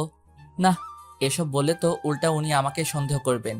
চেহারায় ভয়ের ছাপ নিয়ে জান্নাতের দিকে তাকাতেই দেখি সে এখনো মেঝেতে পড়ে আছে। উঠার চেষ্টা করছে কিন্তু উঠতে পারছে না। হয়তো জোরে ধাক্কা দেওয়ায় ব্যথা পেয়েছে অনেক। কি হলো বোন, দরজা খুলছিস না কেন? এই তুমি ঠিক আছো তো? আসলে সরি, আমি এত জোরে ধাক্কা মারতে চাইনি। প্লিজ উঠে পড়ো এখন আর দরজা খুলে দাও, রাসেল ভাই ডাকছে। কিভাবে উঠবো? আমার কোমর তো ভেঙেই দিলেন ধাক্কা মেরে। এখন কিছুতেই দাঁড়াতে পারছি না, কোমরে প্রচুর ব্যথা করছে। তখন তুমি ওইসব না করলে তো আর আমি ধাক্কা মারতাম না। এখন একটু কষ্ট করে উঠে পড়ো প্লিজ। আমি পারবো না, কোমরে ভীষণ ব্যথা করছে। আর আপনি কেমন মানুষ? হ্যাঁ, টেনে তুলতে পারেন না আমায়? ওর কথা কি করব ভেবে পাচ্ছি না। এদিকে বাহির থেকে রাসেল ভাই জান্নাতকে ডেকে যাচ্ছে, আর এই মেয়ে কিছুতেই উঠতে পারছে না। আর উপায় না পেয়ে জান্নাতের হাত টেনে ধরে ওকে উঠাতে লাগলাম। এই কি করছো? ছাড়ো বলছি। ছাড়ার জন্য তো ধরিনি বাবু। দেখো বাহিরে তোমার ভাইয়া দাঁড়িয়ে আছে, দরজা খুলে দাও, না হলে উনি কি না কি ভাববে বলো। ভাবু, আমার কিছু যায় আসে না। বোন, দরজা খোল, না হলে কিন্তু আমি দরজা ভেঙে ফেলবো। ভাইয়া, আমার কিচ্ছু হয়নি, আমি ঠিক আছি। আমাকে জড়িয়ে ধরা অবস্থাতেই বলল, তাহলে একটু আগে চিৎকার করলি কেন? আসলে টেবিলের নিচে একটা তেলাপোকা দেখে ভয় পেয়ে গেছিলাম, তাই ভয়ে চিৎকার দিয়েছিলাম। কিন্তু স্যার তেলাপোকাটাকে মেরে ফেলেছে। তোমার আর টেনশন করতে হবে না, তুমি যাও। আচ্ছা, যা, ঠিক আছে, তুই এখন পড়, আমি তাহলে গেলাম। জান্নাত ছাড়ো প্লিজ, আমার শ্বশুরই লাগছে। কেন, নীলা ম্যাডামের সাথে ঘেঁষাঘেঁষি করার সময় সুশ্রুরি লাগে না? আমি ধরলেই সুশ্রুরি লাগে? আমি ধরলেই খারাপ লাগে? আর উনি ধরলে ভালো লাগে, তাই না? দেখো আমি উনার সাথে। চুপ করে দাঁড়িয়ে থাকুন আর আমায় জড়িয়ে ধরুন। এমনিতেই ঠিক মতো কিস করতে দেননি, এখন বেশি কথা বললে এমন জায়গায় মরবো যে জীবনেও বাবা ডাক শুনতে পারবেন না। ওর কথায় ভয় পেয়ে আর কোনো কথা বললাম না। সত্যি মেরে দিতে পারে যেভাবে রেগে। ওর কথায় ভয় পেয়ে আর কোনো কথা বললাম না। সত্যি মেরে দিতে পারে যেভাবে রেগে আছে। কিছুক্ষণ পর আমরা কবে বিয়ে করব? মাথা উপরে তুলে আমার দিকে তাকিয়ে ওর কথা শুনে একটু কাশতে লাগলাম। মেয়ে বলে কি মাথা পুড়ে গেছে মনে হয়। কি হলো, চুপ করে আছো কেন, বলো। আমায় ছাড়ো, আমার একটু কাজ আছে, যেতে হবে। হুম, আর একটু থাকি না। আজকের পড়াগুলো রাতে আরেকবার দেখবা, কাল এসে ওইগুলো পড়া নিব। আজ তাহলে আমি আসি। জান্নাতকে ছাড়িয়ে কথাগুলো বলে চলে আসতে যাব, এমন সময় পিছন থেকে জান্নাত আমায় দাঁড়াতে বলল। আবার কি? কাল ভার্সিটি শেষে আমার জন্য একটু ওয়েট করিয়েন, আপনাকে নিয়ে একটা জায়গায় যাব। পারবো না, আর এমনিতেও কাল আমার একটা জরুরি কাজ আছে, সেটা শেষ করতে হবে। না গেলে আমি ভাইয়াকে বলে আপনাকে আমার সাথে নিয়ে যাব, সমস্যা নেই। কিছু না বলে দরজা খুলে ওর রুম থেকে বেরিয়ে আসলাম। নিচে এসে দেখি রাসেল ভাই বাগানে বসে আছেন। আমাকে দেখি কিছুক্ষণ আমার দিকে তাকিয়ে থেকে আমায় ডাক দিলেন। ভয়ে হার্টবিট বাড়তে শুরু করলো। উনি আমায় ডাকছেন কেন? ধীরে ধীরে ওনার সামনে গিয়ে দাঁড়ালাম। জি ভাইয়া বলেন। আপনার ঠোঁটে রক্ত কেন স্যার? কোথায় রক্ত? বলে ঠোঁটে হাত দিয়ে দেখি আঙ্গুলে একটু রক্ত লেগে গেছে। ও, তার মানে জান্নাত তখন কামড়িয়ে রক্ত বের করে ফেলেছে। ও, এটা আসলে নিচে নামার সময় দেয়ালের সাথে ঠোঁট লেগে হয়তো কেটে গেছে। কিন্তু দেখে তো মনে হচ্ছে কেউ কামড় মেরেছে। এই রে, এখন কি বলবো ভাবতেছি। এমন সময় উপরের দিকে তাকাতেই দেখি জান্নাত ও রুমের বারান্দায় দাঁড়িয়ে আমার দিকে দুষ্টু হাসি হাসছে। ওর হাসি দেখে গা জ্বলা শুরু করেছে। ওর জন্যই এখন রাসেল ভাইয়ের কাছে আমায় ধরা পড়তে হয়েছে। কি হলো স্যার, কিছু ভাবছেন নাকি? না, কিছু না। তাড়াহুড়ো করে সিঁড়ি বেয়ে নামতে গিয়ে দেয়ালের সাথে ঠোঁট লেগে যায়, আর হালকা দাঁতও লেগে গেছিল, তাই হয়তো এমন হয়েছে। ও আচ্ছা। জি আচ্ছা, তাহলে আমি আজ আসি। তারপর ওদের বাসা থেকে বের হয়ে সোজা বাসায় চলে আসলাম। বাসায় ঢোকার সময় হাত দিয়ে মুখটা ঢেকে রুমে চলে এলাম, না হলে ঠোঁটের বিষয়টা আম্মুর চোখে পড়লে বাঁচা যাবে না। রুমে এসে আয়নার দিকে তাকিয়ে ঠোঁটগুলো দেখে খুব রাগ হতে লাগলো জান্নাতের উপর। কামড়িয়ে একদম ঠোঁটের অবস্থা কাহিল করে ফেলছে। রাতের বেলা খাবারের আগে ঠোঁটগুলো ড্রেসিং করে খাবার খেতে গেলাম। চুপচাপ খেয়ে দিয়ে আবার রুমে চলে এলাম। রুমে এসে ফেবু আইডিটা অ্যাক্টিভেট করে কিছুক্ষণ নিউজ ফিড ঘোরাঘুরি করে মোবাইলটা রেখে ঘুমিয়ে পড়লাম। পরের দিন সকালবেলা ঘুম থেকে উঠে ফ্রেশ হয়ে হালকা নাস্তা করে ভার্সিটিতে চলে এলাম। ক্লাসে জান্নাত আজ তেমন দুষ্টুমি করেনি, এতে ক্লাস করাতে ভালোই লাগলো। এইভাবে একে একে প্রত্যেকটা ক্লাস করিয়ে শেষ হলে ভার্সিটি ছুটি হয়ে গেল। ভার্সিটি গেট দিয়ে বের হতে যাব, এমন সময় পিছন থেকে যেন বলল, স্যার একটু দাঁড়ান। পিছনে ফিরে দেখি সে আর কেউ না, জান্নাত। কখন থেকে ডাকছি, শুনতে পান না? কেন ডাকছো? বলেছিলাম না আপনাকে নিয়ে এক জায়গায় যাব, চলেন যাওয়া যাক। আমিও গতকাল বলে দিয়েছিলাম যে আমি পারবো না, আমার একটা জরুরি কাজ আছে। ওকে দাঁড়ান, ভাইয়াকে ফোন করে আসতে বলি, উনি এসে আপনাকে যাওয়ার জন্য রাজি করাবে। প্লিজ একটু বোঝার চেষ্টা করো। আপনি আমার সাথে যাবেন নাকি আমি ভাইয়াকে ফোন করে আসতে বলবো? ওকে চলো, তবে আমি বেশিক্ষণ তোমার সাথে থাকতে পারবো না। দেখা যাবে। বলে একটা রিক্সা ডেকে নিজে উঠে আমাকে উঠতে বলল। আমি তোমার সাথে এক রিক্সায় যেতে পারবো না। উঠবেন নাকি ভাইয়াকে? আরে উঠছি তো, খালি ভাইয়া ভাইয়া করো কেন? এই শপিং মলে চলেন তো। শপিং মলে কেন? একটু পরেই বুঝতে পারবেন, এখন চুপ করে বসে থাকেন। ওর কথা মতো চুপ করে বসে রইলাম। কিছুক্ষণ পর রিক্সা এসে থামলো একটা শপিং মলের সামনে। এরপর জান্নাত রিক্সা থেকে নেমে রিক্সা ভাড়াটা দিয়ে দিল। আমিও সাথে সাথে রিক্সা থেকে নেমে পড়লাম। তারপর জান্নাত আমাকে ধরে শপিং মলের ভিতরে নিয়ে আসলো। হাঁটতে হাঁটতে একসময় জান্নাত আমায় নিয়ে একটা শাড়ির দোকানে গিয়ে ঢুকলো আর দোকানদারকে কয়েকটা শাড়ি দেখাতে বলল। কিছুক্ষণ পর দোকানদার আমাদের সামনে কয়েকটা শাড়ি এনে রাখলেন আর একে একে সবকটা শাড়ি প্যাকেট থেকে খুলে দেখাতে লাগলেন। দেখেন তো কোন শাড়িটা নিব। তোমার যেটা ভালো লাগে সেটা নাও। আমায় জিজ্ঞেস করছো কেন? উফ, আপনিও না, আপনার পছন্দ করা শাড়ি ছাড়া আমি কি কোনোদিনও অন্য কোনো শাড়ি পরেছি? তো আমি তো অবাক। মেয়ে বলে কি আমার পছন্দ করা শাড়ি না ছাড়া নাকি সে কোনোদিন শাড়ি পরেনি? কিন্তু এই মেয়েকে তো এইসব ছোট ছোট ড্রেস না ছাড়া আমি কোনোদিন দেখেছি বলে মনে হয় না। স্যার, ম্যাডাম যখন বলেছেন তাহলে একটা শাড়ি পছন্দ করে দিন না। তাছাড়া আপনারই তো ওয়াইফ, বাইরের কেউ নাকি যে পছন্দ করে দেওয়া যাবে না? দোকানদার আমাকে উদ্দেশ্য করে বলল কথাগুলো। লোকটার কথা শুনে কি বলবো কিছুই বুঝতে পারছি না। জান্নাতের দিকে তাকিয়ে দেখি ও আমার দিকে তাকিয়ে মুচকি মুচকি হাসি হাসছে। এই মেয়ে তো দেখি আচ্ছা বদমাইশ। লোকটা আমাকে ওর স্বামী বানিয়ে ফেললো আর সে কিছুই বলছে না, উল্টা হাসছে। কি হলো, এত কি ভাবছেন? একটা শাড়ি পছন্দ করে দিন না। আর কোনো উপায় না পেয়ে ওকে একটা নীল কালারের শাড়ি দেখিয়ে বললাম, এটা নাও, তোমায় অনেক মানাবে। ওকে, তাহলে এই শাড়িটা প্যাক করে দেন। দোকানদার শাড়িটা প্যাক করে দিলে শাড়ির দাম দিয়ে জান্নাত আমায় নিয়ে বাইরে চলে আসলো। চলেন কোনো রেস্টুরেন্টে গিয়ে দুজন লাঞ্চ করে নিই। না, আমি বাসায় চলে যাব, তুমি গিয়ে লাঞ্চ করে নাও। আমি একা কি করে যাই? আপনাকেও আমার সাথে গিয়ে লাঞ্চ করতে হবে, চলেন। বলেই আমায় এক প্রকার জোর করে পাশের একটা রেস্টুরেন্টে নিয়ে আসলো। তারপর ওয়েটারকে ডেকে দুজনের জন্য কিছু খাবার অর্ডার দিল।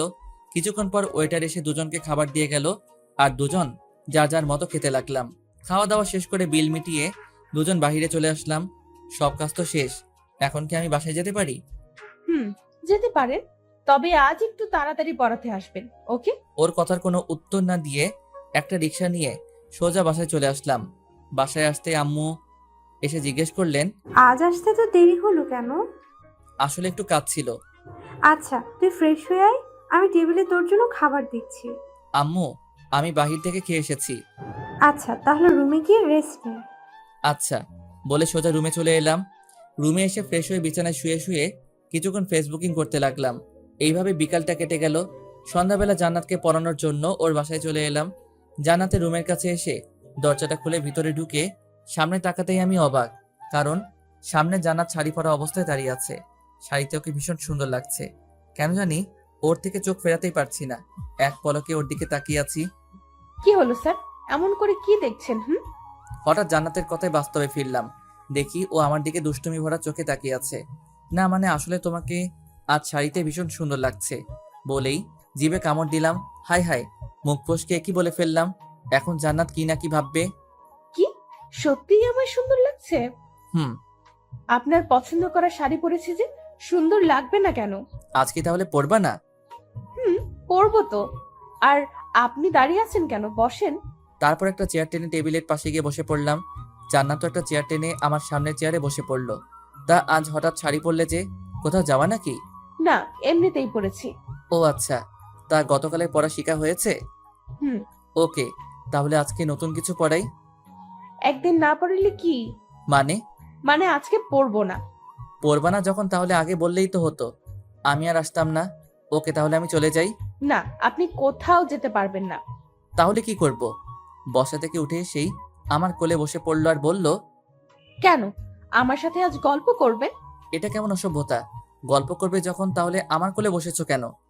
কেন, আর কোথাও বসার জায়গা আছে নাকি? কেন, বসার জন্য চেয়ার নেই?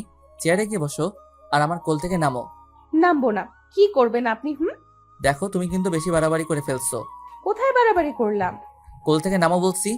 কেন, আমায় আপনার ভালো লাগে না? দেখো, তুমি আমার ছাত্রী, আমি কখনো তোমায় ওই নজরে দেখিনি। তো কি হয়েছে, এখন থেকে দেখবেন। বলেই আমার ডান হাতটা নিয়ে ওর কোমরের মধ্যে চেপে ধরলো। এবার রাগটা আর ধরে রাখতে পারলাম না। জান্নাতকে কোল থেকে উঠিয়ে ওর গালে ঠাস করে একটা চড় মেরে দিলাম। চড় খেয়ে জান্নাত গালে হাত দিয়ে আমার দিকে ছলো ছলো চোখে তাকিয়ে রইল। হয়তো আমার থেকে সে এটা আশা করেনি, কিন্তু ওর কাজকর্মের জন্য এটা ওর প্রাপ্যই ছিল। আপনি আমায় মারলেন? মেরেছি, বেশ করেছি। অনেকদিন ধরেই তোমার এইসব পাগলামিগুলো সহ্য করে এসেছি, কিন্তু আর না। একটা কথা মাথায় ঢুকিয়ে নাও, তুমি যাই করো না কেন, তোমায় আমি ভালোবাসতে পারবো না, কারণ তুমি আমার ছাত্রী। এর বেশি কিছু হওয়ার চেষ্টাও করবা না। কথাগুলো বলেই জান্নাতের রুম থেকে বেরিয়ে আসলাম। সিঁড়ি বেয়ে নিচে নামতেই দেখি আঙ্কেল সোফায় বসে আছেন। আমাকে নিচে নামতে দেখে জিজ্ঞেস করলেন, কি হলো বাবা, আজ এত তাড়াতাড়ি চলে যাচ্ছ যে? জান্নাতকে পড়াবা না? আসলে আঙ্কেল, আমার শরীরটা আজ বেশি ভালো না, তাই বাসায় চলে যাচ্ছি। শরীর খারাপ থাকলে পড়াতে আসলে কেন? ফোন করে বলে দিতেই পারতে যে আজ পড়াতে আসবে না। না মানে, এদিক দিয়ে যাচ্ছিলাম তাই ভাবলাম আর ফোন করার কি দরকার, বাসায় এসেই বলে যাই। আচ্ছা, তাহলে তুমি বাসায় যাও আর গিয়ে রেস্ট নাও। আচ্ছা, তাহলে আমি আজ আসি। তারপর জান্নাতের বাসা থেকে বের হয়ে সোজা আমাদের বাসায় চলে আসলাম। রুমে এসে বিছানায় বসে ভাবছি, জান্নাতকে চর মেরে কি ঠিক করলাম? যদি ও আমার নামে ওর ভাইয়ের কাছে বিচার দিয়ে বসে, তাহলে আমার কি হবে? তোর যা হবার হবে, এত ভয় পেলে চলবে না। আর চরটা ওর প্রাপ্যই ছিল। দিন দিন ওর পাগলামিগুলো না হলে আরও বেড়ে যাবে। পারলে ওকে পড়ানোয় ছেড়ে দিব। ওই দিনের মতো রাতের খাবারটা খেয়ে রুমে এসে ঘুমিয়ে পড়লাম। পরের দিন সকালবেলা ঘুম থেকে উঠে ফ্রেশ হয়ে ভার্সিটিতে চলে এলাম। ক্লাসে বসে আছি, কিন্তু একজনকে আজ ক্লাসে দেখছি না। সে হলো জান্নাত। মেয়েটা হয়তো আজ ভার্সিটিতে আসেনি। কেন আসেনি এটাও আজ করতে পেরেছি। হয়তো গতকাল চরমারায় আজ রাগ করে ভার্সিটিতে আসেনি।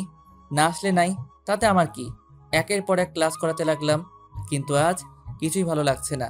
বারবার শুধু জান্নাতের দুষ্টুমিগুলো চোখের সামনে ভেসে উঠছে। ভার্সিটি ছুটি হলে বাসায় চলে আসলাম। রুমে এসে ফ্রেশ হয়ে খাওয়া দাওয়া করে রুমে এসে কিছুক্ষণ ঘুমিয়ে পড়লাম।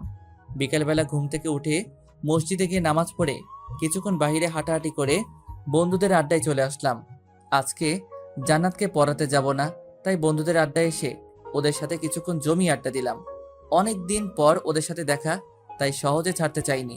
অবশেষে অনেক জোরাজোরি করে ওদের থেকে বিদায় নিয়ে বাসায় চলে আসলাম। এইভাবে দিনটা কেটে গেল। পরের দিন ভার্সিটিতে গিয়ে ক্লাসে বসে আছি, কিন্তু জান্নাতকে আজও ক্লাসে দেখতে না পেয়ে কেন যেন মনটা খারাপ হয়ে গেল। গেলাম, একে একে সব ক্লাস শেষ হলে ভার্সিটিও ছুটি হয়ে গেল। ক্লাস থেকে বের হতে যাব, এমন সময় দেখি নীলা ম্যাডাম ভার্সিটির বারান্দায় দাঁড়িয়ে আছেন। মনে হয় কারোর জন্য ওয়েট করছেন। আমি সেদিকে না তাকিয়ে চলে আসতে যাব, এমন সময় নীলা ম্যাডাম আমায় দেখতে পেয়ে ডাক দিয়ে দাঁড়াতে বললেন।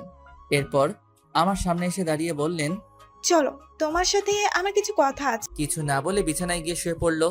আমিও ভিতরে ঢুকে ওর বিছানার পাশে একটা চেয়ার টেনে বসে পড়লাম। সরি, আসলে ওই দিন তোমায় ইচ্ছা করে চড় মারতে চাইনি, রাগের মাথায় চড়টা মেরে ফেলেছিলাম। এখনো রেগে আছো আমার উপর?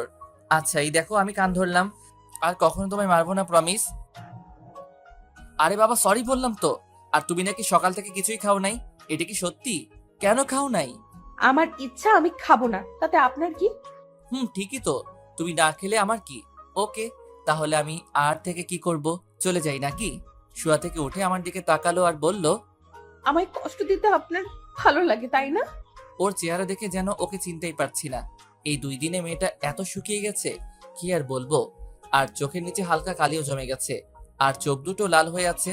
মনে হয় এই 2টা দিন শুধু এক নাগাড়ে কেঁদেই পার করেছে। এই কি, তোমার চেহারার এই অবস্থা কেন? 2 দিনে কতটা শুকিয়ে গেছো, আর ঠিকমতো খাওয়া দাওয়া করো না কেন? হ্যাঁ, কিছু বলতে যাবে এমন সময় একটা মহিলা এসে টেবিলে খাবার রেখে গেল, আর যাওয়ার সময় বলে গেল, মামনি খাবারটা খেয়ে নিও। যাও, এখন হাত মুখ ধুয়ে এসে খাবার খেয়ে নাও। খাবো না। দেখো, পাগলামি করো না প্লিজ, খেয়ে নাও। বললাম তো খাবো না। বুঝেছি, এখন আমায় কি করতে হবে।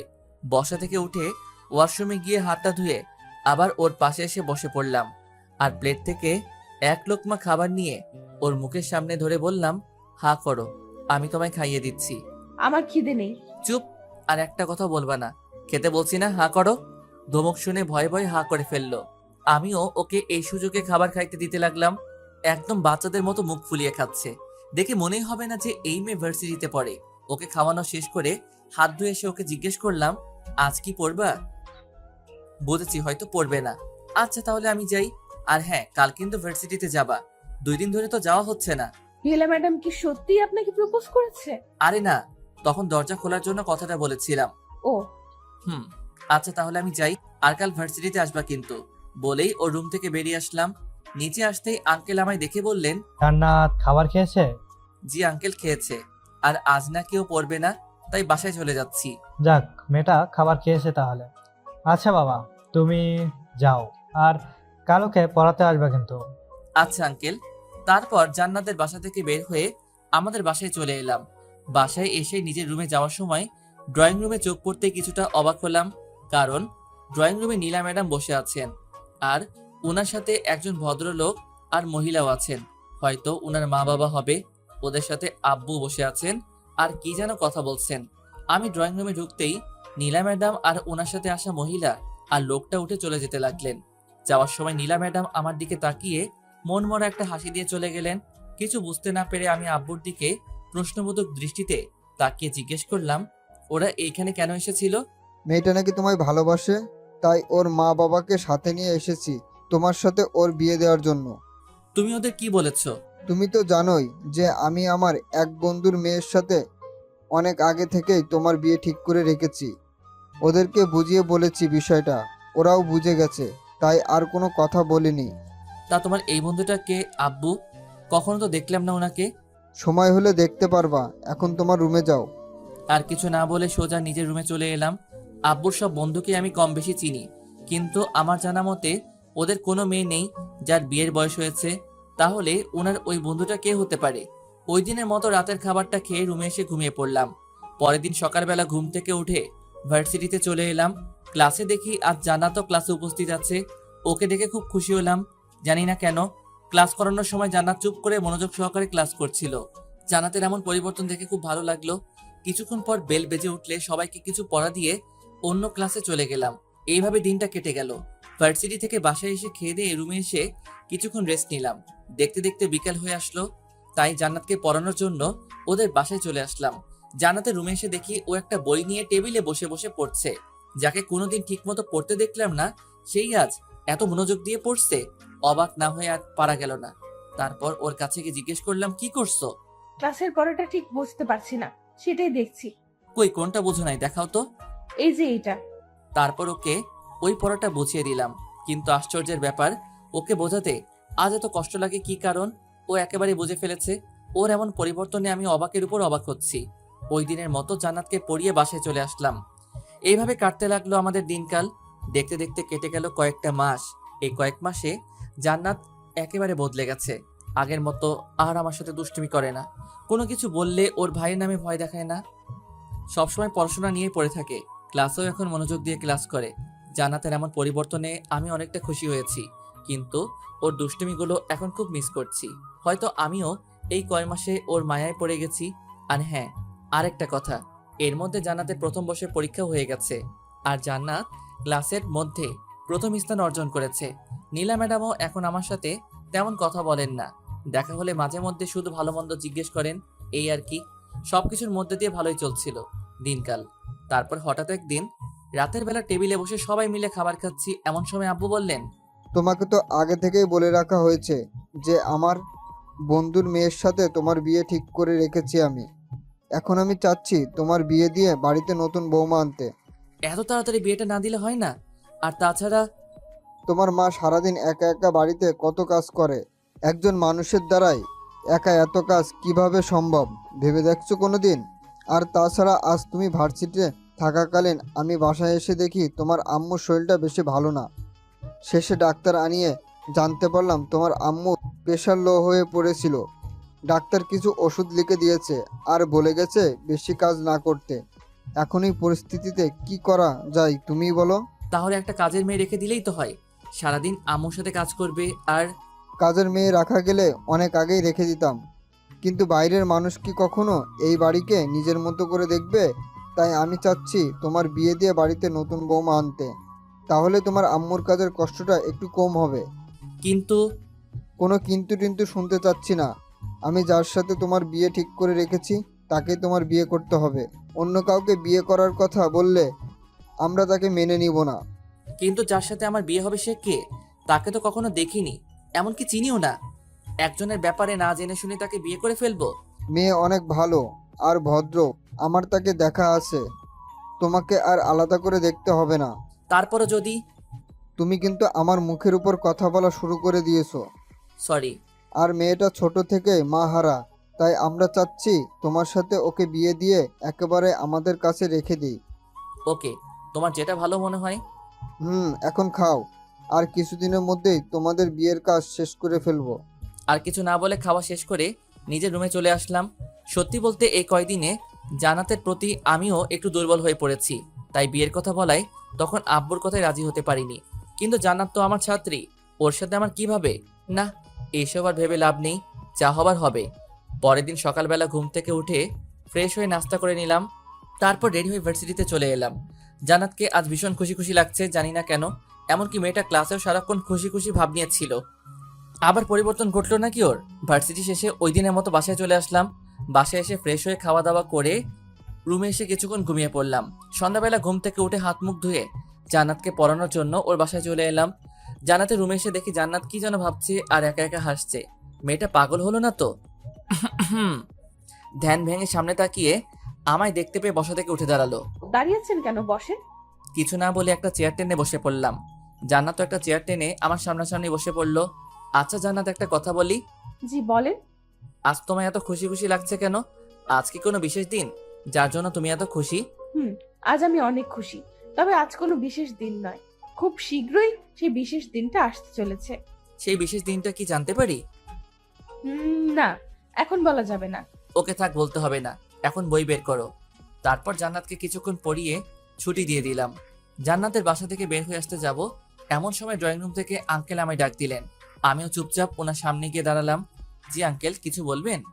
এই নাও তোমার এই মাসের টাকা। কাল থেকে তুমি আর জান্নাতকে পড়াতে আসবে না। আমি কি ঠিক মতো পড়াতে পারি না আঙ্কেল, যার জন্য আপনি আমায় বিদায় করে দিচ্ছেন? আরে সেরকম কিছুই না, আসলে জান্নাতের বিয়ে ঠিক হয়ে গেছে, তাই তোমাকে তোমার বেতনটা দিয়ে দিলাম। বিয়ের পর তো আর তাকে অন্য মানুষের কাছে প্রাইভেট পড়ানো যাবে না। আঙ্কেলের মুখ থেকে জান্নাতের বিয়ের কথা শুনে আমি যেন আকাশ থেকে পড়লাম।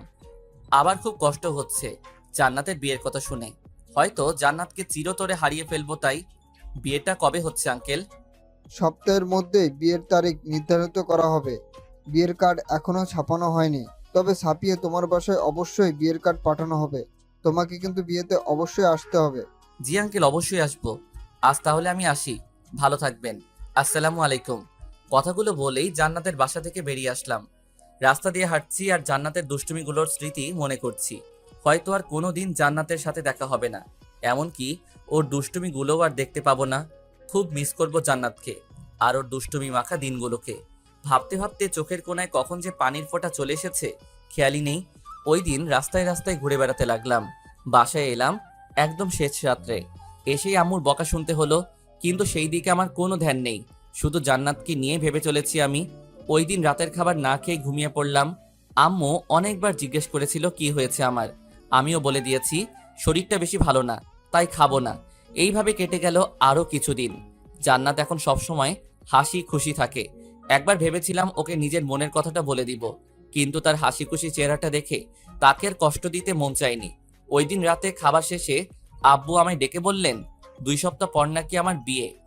আম্মুর কথা ভেবে আর আব্বুর মুখের উপর কিছু বলতে না পেরে আমিও বাধ্য হয়ে বিয়েতে রাজি হয়ে গেলাম। 1 সপ্তাহ পর ভার্সিটি শেষে বাসায় ফিরছিলাম। এমন সময় একটা পার্কের ভিতর চোখ পড়তেই চোখ আটকে গেল। দেখলাম জান্নাত একটা ছেলের হাত ধরে পার্কে ঘুরে বেড়াচ্ছে। হঠাৎ জান্নাতের চোখ পড়ল আমার দিকে, ছেলেটাকে নিয়ে আমার দিকে আসছে। আমি এই দৃশ্য দেখে আর ওইখানে দাঁড়ালাম না, চলে আসতে যাব। এমন সময় পিছন থেকে কে যেন বলল, স্যার একটু দাঁড়ান। দাঁড়িয়ে গেলাম আর পিছনে ফিরে দেখি সে আর কেউ না, জান্নাত। জান্নাত আমার কাছে এসে বলতে লাগলো, কি হলো স্যার, আমায় দেখে পালাচ্ছিলেন কেন? কই তোমায় দেখে পালাচ্ছি?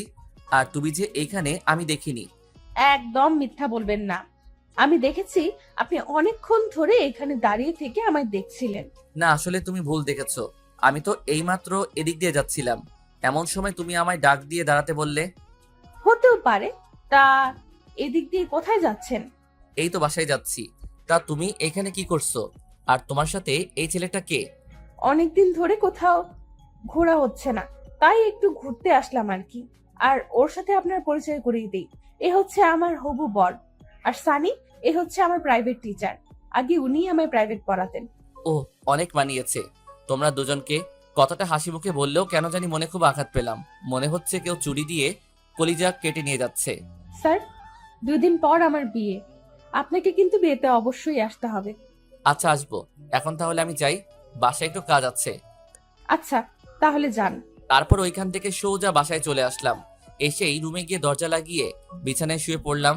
জান্নাতকে আজ ওই ছেলেটার সাথে দেখে খুব কষ্ট লাগছে। কয়দিন পর জান্নাত অন্য কারো হয়ে যাবে হয়তো, আর তার সাথে তেমন কোনো কথা হবে না। কিছুক্ষণ পর আম্মু এসে খাওয়ার জন্য ডাকতে লাগলেন। কিছুই ভালো লাগছে না, তাই আম্মুকে বললাম, আমি বাহির থেকে খেয়ে এসেছি, তোমরা খেয়ে নাও। ওই দিনের মতো রাতে হালকা কিছু খেয়ে ঘুমিয়ে পড়লাম। পরের দিন সকালবেলা ঘুম থেকে উঠে ভার্সিটিতে চলে এলাম। আজ জান্নাতকে ক্লাসে দেখতে পেলাম না, হয়তো ভার্সিটিতে আসেনি। 2 দিন পর তার বিয়ে, ভার্সিটিতে এসে কি বা করবে। ভার্সিটি শেষে দুপুরবেলা বাসায় আসলাম। বাসায় এসে ফ্রেশ হয়ে খেতে বসবো, এমন সময় হঠাৎ বাসার বলেই রুমে চলে এলাম। রুমে এসে বিছানায় শুয়ে পড়লাম আর ভাবতে লাগলাম, জান্নাত তো আমায় ভালোবাসে, তাহলে ও কেন আমায় ছেড়ে অন্য কাউকে বিয়ে করছে? তাহলে কি ও আমার সাথে এতদিন মিথ্যে ভালোবাসার অভিনয় করেছে, নাকি ওই দিনের ঘটনার পর ওর মন থেকে আমায় মুছে ফেলার চেষ্টা করছে? এমনও হতে পারে আমার অবহেলা পেয়ে আমায় ভুলে যাওয়ার জন্য জান্নাত অন্য কাউকে বিয়ে করে নিচ্ছে। জান্নাতকে কি একবার আমার মনের কথাটা বলে দেখব? না না, 2 দিন পর ওর বিয়ে, আর এখন আমি ওকে এইসব বললে সারা জীবন জান্নাত আমায় ঘৃণার চোখে দেখবে। জান্নাতকে তো ওই ছেলেটার সাথে খুব হাসি খুশি দেখলাম, হয়তো জান্নাত ওই ছেলেটার সাথে খুব ভালো থাকবে। না, আমি আর ওদের মধ্যে গিয়ে বাধা হয়ে দাঁড়াতে চাই না। দোয়া করি জান্নাত ওই ছেলেটার সাথে সারা জীবন সুখী থাকুক। এইসব নানান বিষয় ভাবতে ভাবতে কখন যে চোখটা লেগে যায় খেয়ালই নেই। যখন ঘুম ভাঙলো তখন মোবাইলটা হাতে নিয়ে দেখি 6টা বেজে গেছে। তারপর উঠে হাত মুখ ধুয়ে বাইরে হাঁটতে বের হলাম মনকে ফ্রেশ করার জন্য। কিছুক্ষণ হাঁটাহাঁটি করার পর আবার বাসায় চলে আসলাম। রাতের খাবার খেয়ে রুমে এসে শুয়ে আছি, এমন সময় মোবাইলটা বেজে উঠলো। হাতে নিয়ে দেখি আঙ্কেল কল দিয়েছেন। কিছু না ভেবেই কলটা রিসিভ করলাম। আসসালামু আলাইকুম আঙ্কেল, কেমন আছেন? ওয়ালাইকুম আসসালাম। হ্যাঁ, ভালো আছি। কেমন আছো? আলহামদুলিল্লাহ, আমিও ভালো। তা হঠাৎ ফোন করলেন যে, কোনো সমস্যা হয়েছে নাকি আঙ্কেল? না, কিছু হয়নি। কাল তো জান্নাতের বিয়ে, তোমাকে বিয়ের কার্ডও পাঠাইছি। তুমি বিয়েতে আসবে তো? আঙ্কেল, আসলে আমার কাল একটু কাজ আছে। আমি কোনো অজুহাত শোনার জন্য তোমায় ফোন করিনি। কাল তুমি ঠিক সময়ে বিয়েতে এসে উপস্থিত হবে, এটাই আমার শেষ কথা। এর উপরে আর কোনো কথা নেই। আচ্ছা আঙ্কেল, আমি আসবো। আচ্ছা, এখন তাহলে ফোন রাখলাম। বলেই কল কেটে দিলেন। আমি আর কিছু না ভেবে মোবাইলটা একপাশে রেখে ঘুমিয়ে পড়লাম। পরের দিন সকালবেলা ঘুম থেকে উঠে মার্কেটে গিয়ে জান্নাতের জন্য কিছু গিফট কিনে আবার বাসায় চলে আসলাম। আজ শুক্রবার, তাই ভার্সিটি অফ। তারপর রেডি হয়ে আম্মুকে বলে জান্নাতের বাড়িতে চলে আসলাম। আসলে আসার কোনো ইচ্ছা ছিল না, কিন্তু না আসলে আবার আঙ্কেল মন খারাপ করবে, তাই আসতে হলো। এসেই প্রথমে আঙ্কেলের সাথে দেখা করলাম। আমি এসেছি দেখে আঙ্কেল অনেক খুশি হয়েছেন। বাসাটা আজ খুব সুন্দর করে সাজানো হয়েছে। একমাত্র মেয়ের বিয়ে বলে কথা, কিন্তু আসার পর থেকে জান্নাতকে কোথাও দেখতে পেলাম না। হয়তো ওর রুমেই আছে, আর বিয়ের জন্য ওকে তৈরি করা হচ্ছে। কিছুক্ষণের মধ্যে বিয়ে বাড়ির সবাইকে খাওয়ানো শুরু করা হলো। সবাইকে খাওয়ানো শেষ করে বিয়ের কাজ শুরু হলো। এতক্ষণে বরও এসে পড়েছে। বরকে স্টেজে বসানো হয়েছে। এর কিছুক্ষণ পর একটা কনের সাজে মেয়েকে এনে বরের কাছে বসানো হলো। এটাই হয়তো জান্নাত, কিন্তু আফসোস ওর মুখ শেষবারের মতো আর দেখতে পেলাম না। কিছুক্ষণের মধ্যে বিয়ের সব কাজ শেষ করে জান্নাতকে বরের সাথে বিদায় করে দেওয়া হলো। চোখের সামনেই জান্নাতের বিয়ে হয়ে গেছে, অথচ আমি নীরব দর্শকের মতো সব দেখে গেলাম। কিছুই করতে পারলাম না। ভাবতেই বুকটা কেঁপে উঠলো। ওইখানে আর 1 মিনিটও দাঁড়ালাম না, সোজা বাসায় চলে আসলাম। ওইখানে থাকলে হয়তো আরো কষ্ট পাবো। রুমে এসে দরজাটা লাগিয়ে দিয়ে বিছানায় শুয়ে শব্দহীন কান্না করতে লাগলাম। এখন আর কেঁদেও লাভ নেই, যা হবার তা তো হয়েই গেছে। কিছুক্ষণ পর হঠাৎ মোবাইলে একটা কল আসলো। হাতে নিয়ে দেখি আঙ্কেল কল করেছেন। কিছু না ভেবে কলটা রিসিভ করলাম। আসসালামু আলাইকুম আঙ্কেল। ওয়ালাইকুম আসসালাম। বাবা, তুমি এখন কোথায় আছো? এই তো বাসায়। কেন আঙ্কেল, কোনো সমস্যা হয়েছে নাকি? সে কি, তুমি বাসায় চলে গেলে অথচ আমায় একবারও জানিয়ে গেলে না? আসলে আঙ্কেল, মাথা ব্যথার কারণে বাসায় চলে এসেছি, তাই আপনাকে বলে আসতে ভুলেই গেছিলাম। প্লিজ কিছু মনে করবেন না আঙ্কেল। ও, এই ব্যাপার, তাহলে ঠিক আছে। আচ্ছা, এখন তাহলে রাখি। ফোন কেটে দেওয়ার পর মোবাইলটা একপাশে রেখে ঘুমিয়ে পড়লাম। দেখতে দেখতে কেটে গেল আরও এক সপ্তাহ। আজকে আমার বিয়ে। সকাল থেকে বাড়িতে আত্মীয় স্বজনদের ভিড় লেগে আছে। বন্ধুরা অনেক আগে এসে পড়েছে, আর এসেই বাড়ির টুকটাক কাজে লেগে পড়েছে। বাড়িটাও আজ সুন্দর করে সাজানো হয়েছে। দুপুরবেলা রুমে বসে আছি, এমন সময় আম্মু এসে বললেন গোসল করে রেডি হয়ে এই শেরওয়ানিটা পরে নিতে। আমিও বাধ্য ছেলের মতো ওয়াশরুমে গিয়ে গোসল করে বাহিরে এসে শেরওয়ানিটা পরে রেডি হয়ে নিলাম। কিছুক্ষণ পর বন্ধুরা রুমে এসে আমায় নিয়ে বাহিরে এসে একটা বিয়ের গাড়িতে বসিয়ে দিল। সাথে আমার কয়েকজন বন্ধুও আমার সাথে গাড়িতে উঠে বসলো। কিছুক্ষণ পর গাড়ি এসে একটা বিশাল বড় হোটেলের সামনে থামলো। এরপর বন্ধুরা আমায় নিয়ে সেই হোটেলের ভিতরে চলে এলো। কিছুক্ষণ পর বিয়েতে আসা লোকদেরকে খাওয়ানো শুরু করা হলো। একে একে সবাই খেয়ে চলে যেতে লাগলো। আর এদিকে ভার্সিটির কয়েকজন স্যার ম্যাডামরা আমায় এসে বিয়ের শুভেচ্ছা জানাতে লাগলো। ভার্সিটির সব স্যার ম্যাডামদের আমি বিয়েতে ইনভাইট করেছি। বিয়েতে আসা লোকদেরকে খাওয়ানো শেষ হলে বিয়ের কাজ শুরু করা হলো। কাজী এসে আমায় কবুল বলতে বললেন, সাথে একটা পেপারে সাইন করতে বললেন। আমিও ওনার কথা মতো 3 বার কবুল বলে পেপারটায় সাইন করে দিলাম। তারপর কাজী চলে গেলেন কনের কাছে। কিছুক্ষণ পর শুনতে পেলাম কনেও কবুল বলে দিয়েছে আর বিয়েটাও হয়ে গেছে। এরপর কাজী সবাইকে দোয়ায় শরিক হতে বললেন। দোয়া করা শেষ হলে বউকে নিয়ে বাসায় চলে আসলাম। নতুন বউকে দেখার জন্য বাড়িতে মানুষের ভিড় লেগে আছে। একে একে সবাই এসে নতুন বউকে দেখে যেতে লাগলো। আর আমার বন্ধুরা আমায় নিয়ে ছাদে চলে আসলো। ছাদে এসে বন্ধুরা আড্ডায় মেতে উঠলো, আর আড্ডার ফাঁকে মাঝে মধ্যে আমায় নিয়ে হাসাহাসি করছে। বাসরাত কিভাবে কাটাবি, কি কি করবি, ইত্যাদি ইত্যাদি। ওদের এসব কথায় আমি কিছু না বলে চুপ করে আছি। দেখতে দেখতে চারদিকে অন্ধকার ঘনিয়ে আসলো। সন্ধ্যা পেরিয়ে এখন রাত 11টা বাজে। বন্ধুরা সবাই আড্ডা দিচ্ছে, আর আমি চুপ করে ওদের কথাবার্তা শুনে যাচ্ছি। হঠাৎ ছাদে কারো আসার আওয়াজ পেয়ে দরজার দিকে তাকিয়ে দেখি আম্মু এসেছেন, আর এসেই আমার কাছে চলে আসলেন। অনেক রাত হয়েছে, এবার রুমে যা। বৌমা সে কখন থেকে রুমে একা একা বসে আছে। তুমি যাও, আমি আসছি। তোমরা ওকে নিয়ে আসো তো বাবারা। দোস্ত চল তোকে ভাবির কাছে দিয়ে আসি। লাগবে না, আমি একাই যেতে পারবো। আরে আমাদের সাথে আয়, তোকে আমরা একা কিভাবে ছাড়ি? এরপর সব বন্ধু মিলে আমায় ধরাধরি করে এনে নিচে নিয়ে আসলো, আর এসেই আমার রুমে ঢুকিয়ে দিল। ভিতরে ঢুকে দরজাটা লাগিয়ে দিয়ে বিছানার দিকে চোখ পড়তেই দেখি নতুন বউ বিছানায় হাঁটু গেড়ে বসে আছে। ধীরে ধীরে বিছানার কাছে এসে দাঁড়াতেই মেয়েটা বিছানা থেকে উঠে এসে আমার পা ধরে সালাম করতে যাবে, তখনই আমি আমার পাটা সরিয়ে নিয়ে বললাম, এইসব করার কোনো প্রয়োজন নেই, আর আপনাকে মেনে নিতে আমার একটু সময় লাগবে। সো প্লিজ আমার উপর স্ত্রীর অধিকার কাটাতে আসবেন না। কেন, আমি ছাড়া আপনার আরেকটা বউ আছে নাকি? মাথা থেকে ঘোমটা উঠিয়ে, জান্নাত তুমি তুমি এখানে কিভাবে এলে, কার সাথে এলে? আপনার সাথেই তো আসলাম গাড়িতে করে। কিন্তু তোমার তো বিয়ে হয়ে গেছে, তাহলে তুমি এইখানে? কে বলেছে আমার বিয়ে হয়েছে? বিয়েটা আমার না, আমার কাজিনের ছিল। আমার বিয়ে তো আজকে হয়েছে, তাও আপনার সাথে। মানে কি বলছো এসব? আমার তো কিছুই মাথায় ঢুকছে না। ওকে, তাহলে বুঝিয়ে বলি, শোনেন। ওই দিন যে আমাদের বাসায় বিয়েটা হয়েছে সেটা আমার না, আমার ফুফাতো বোনের ছিল। আর একদিন পার্কে আমার সাথে যে ছেলেটাকে দেখেছিলেন, সে আমার এক কলেজ লাইফের ফ্রেন্ড ছিল। আর সানি আমার ফুফাতো বোনকে পাগলের মতো ভালোবাসতো, তাই আমি আমার ফুফাতো বোনের সাথে সানির সেটিং করিয়ে দেই। তারপর দুই পরিবার মিলে ওদের বিয়ে ঠিক করে, আর আমি আব্বুকে বলে ওদের বিয়েটা আমাদের বাসায় করানোর জন্য রিকোয়েস্ট করি, আর আব্বু আমার কথায় রাজি হয়ে যান। কিন্তু আঙ্কেল যে আমাকে তোমার বিয়ের কার্ড পাঠিয়ে দিলেন সেটা কি? আপনি ওই কার্ডটা খুলে দেখেছেন? না। দেখলে তো সব বুঝতে পারতেন, কিন্তু আপনি তো কার্ডটা ভালো করে খুলেই দেখেন নাই। এসব পরে বুঝবো, আগে বলো তোমার সাথে আমার বিয়ে হলো কিভাবে? আই মিন কিভাবে কি হলো? আমি তো কিছুই বুঝতে পারছি না। ওকে শুনুন, আপনার আব্বুর বন্ধুর মেয়েকে আপনি কখনো দেখেছেন? না, কিন্তু তুমি। বলছি আমি হলাম আপনার আব্বুর বন্ধুর মেয়ে। মানে আমার আব্বু আর আপনার আব্বু দুজন বেস্ট ফ্রেন্ড। আব্বু আপনাকে অনেক আগে থেকেই চিনে, কিন্তু আপনি চেনেন না। তারপর আপনি যেদিন প্রথম আমায় প্রাইভেট পড়াতে আসলেন, তখনই আব্বু আপনাকে দেখে চিনে ফেলেছিল। এরপর আপনি চলে যাওয়ার পর আব্বু এসে আমায় আপনার ব্যাপারে সব বলে। আমি আগে থেকে জানতাম যে আমার বিয়ে আব্বুর এক বন্ধুর ছেলের সাথে ঠিক করা, কিন্তু সেই ছেলে যে আপনি এটা জানতাম না। আর ভার্সিটিতে আপনাকে ওই দিন নীল শার্টে দেখেই আপনার উপর ক্রাশ খাই। তারপর আব্বুর থেকে আপনার ব্যাপারে সব শুনে আপনাকে মনে মনে ভালোবাসতে শুরু করি। আর আব্বুকে নিষেধ করে দেই যে আপনাকে যেন এই বিষয়ে কিছু না বলে।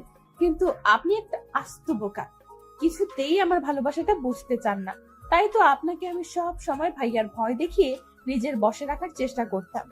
আর ওই দিন আপনার হাতে চড় খেয়ে আমি খুব কষ্ট পেয়েছিলাম। তারপর আমি এই সিদ্ধান্ত নেই যে আপনাকে এখন থেকে সব সময় অবহেলা করে যাব। এতে যদি আপনি আমার ভালোবাসাটা বুঝতে পেরে আমায় ভালোবাসি কথাটা বলে দেন, তাহলে আমি সব মেনে নিব।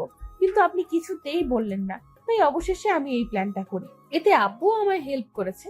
তার মানে তোমরা সবাই আমায় নিয়ে এতদিন গেম খেললে? জানো তোমার বিয়ের কথা শুনে আমি কতটা কষ্ট পেয়েছিলাম? ও মা, কেন? কারণ এই কয়দিনে আমিও তোমায় ভালোবেসে ফেলেছি, কিন্তু তোমার বিয়ের কথা শুনে তোমাকে আর কিছু বলার সাহস পাইনি। যদি তুমি আমায় ভুল বোঝো তাই। নিজেই শুধু কষ্ট পেয়েছেন, আমি পাইনি মনে হয়। ওকে, তুমি বেশি কষ্ট পেয়েছো। এবার কি আমরা সবকিছু বলে নতুন করে জীবন শুরু করতে পারি না? ওকে, তবে আমার একটা শর্ত আছে, সেটা আপনাকে মানতে হবে। কি শর্ত? এখন থেকে আমায় অনেক ভালোবাসতে হবে, কখনো কষ্ট দিতে পারবেন না। আমার কানের কাছে ওর মুখ এনে এখন থেকে তোমায় অনেক ভালোবাসবো, কখনো কষ্ট দিব না, প্রমিস। তাহলে এখন শুরু করি। কি? ওই যে বাসরাতে মানুষ যা করে। কি করে? দাঁড়ান দেখাচ্ছি। তার আগে আপনার পাঠক পাঠিকাদের বিদায় করেন, না হলে কিন্তু আমি ভাইয়াকে ডাক দিব। থাক, আজকে আর ভাইয়াকে ডাক দিতে হবে না, আমি এদেরকে যেতে বলছি। ভাইয়া আর আপুরা অনেক তো শুনলেন আমাদের কথাবার্তা, এখন কি আমাদের শান্তিতে বাসরটাও করতে দিবেন না? গল্প এখানেই শেষ, এখন আপনারা যেতে পারেন।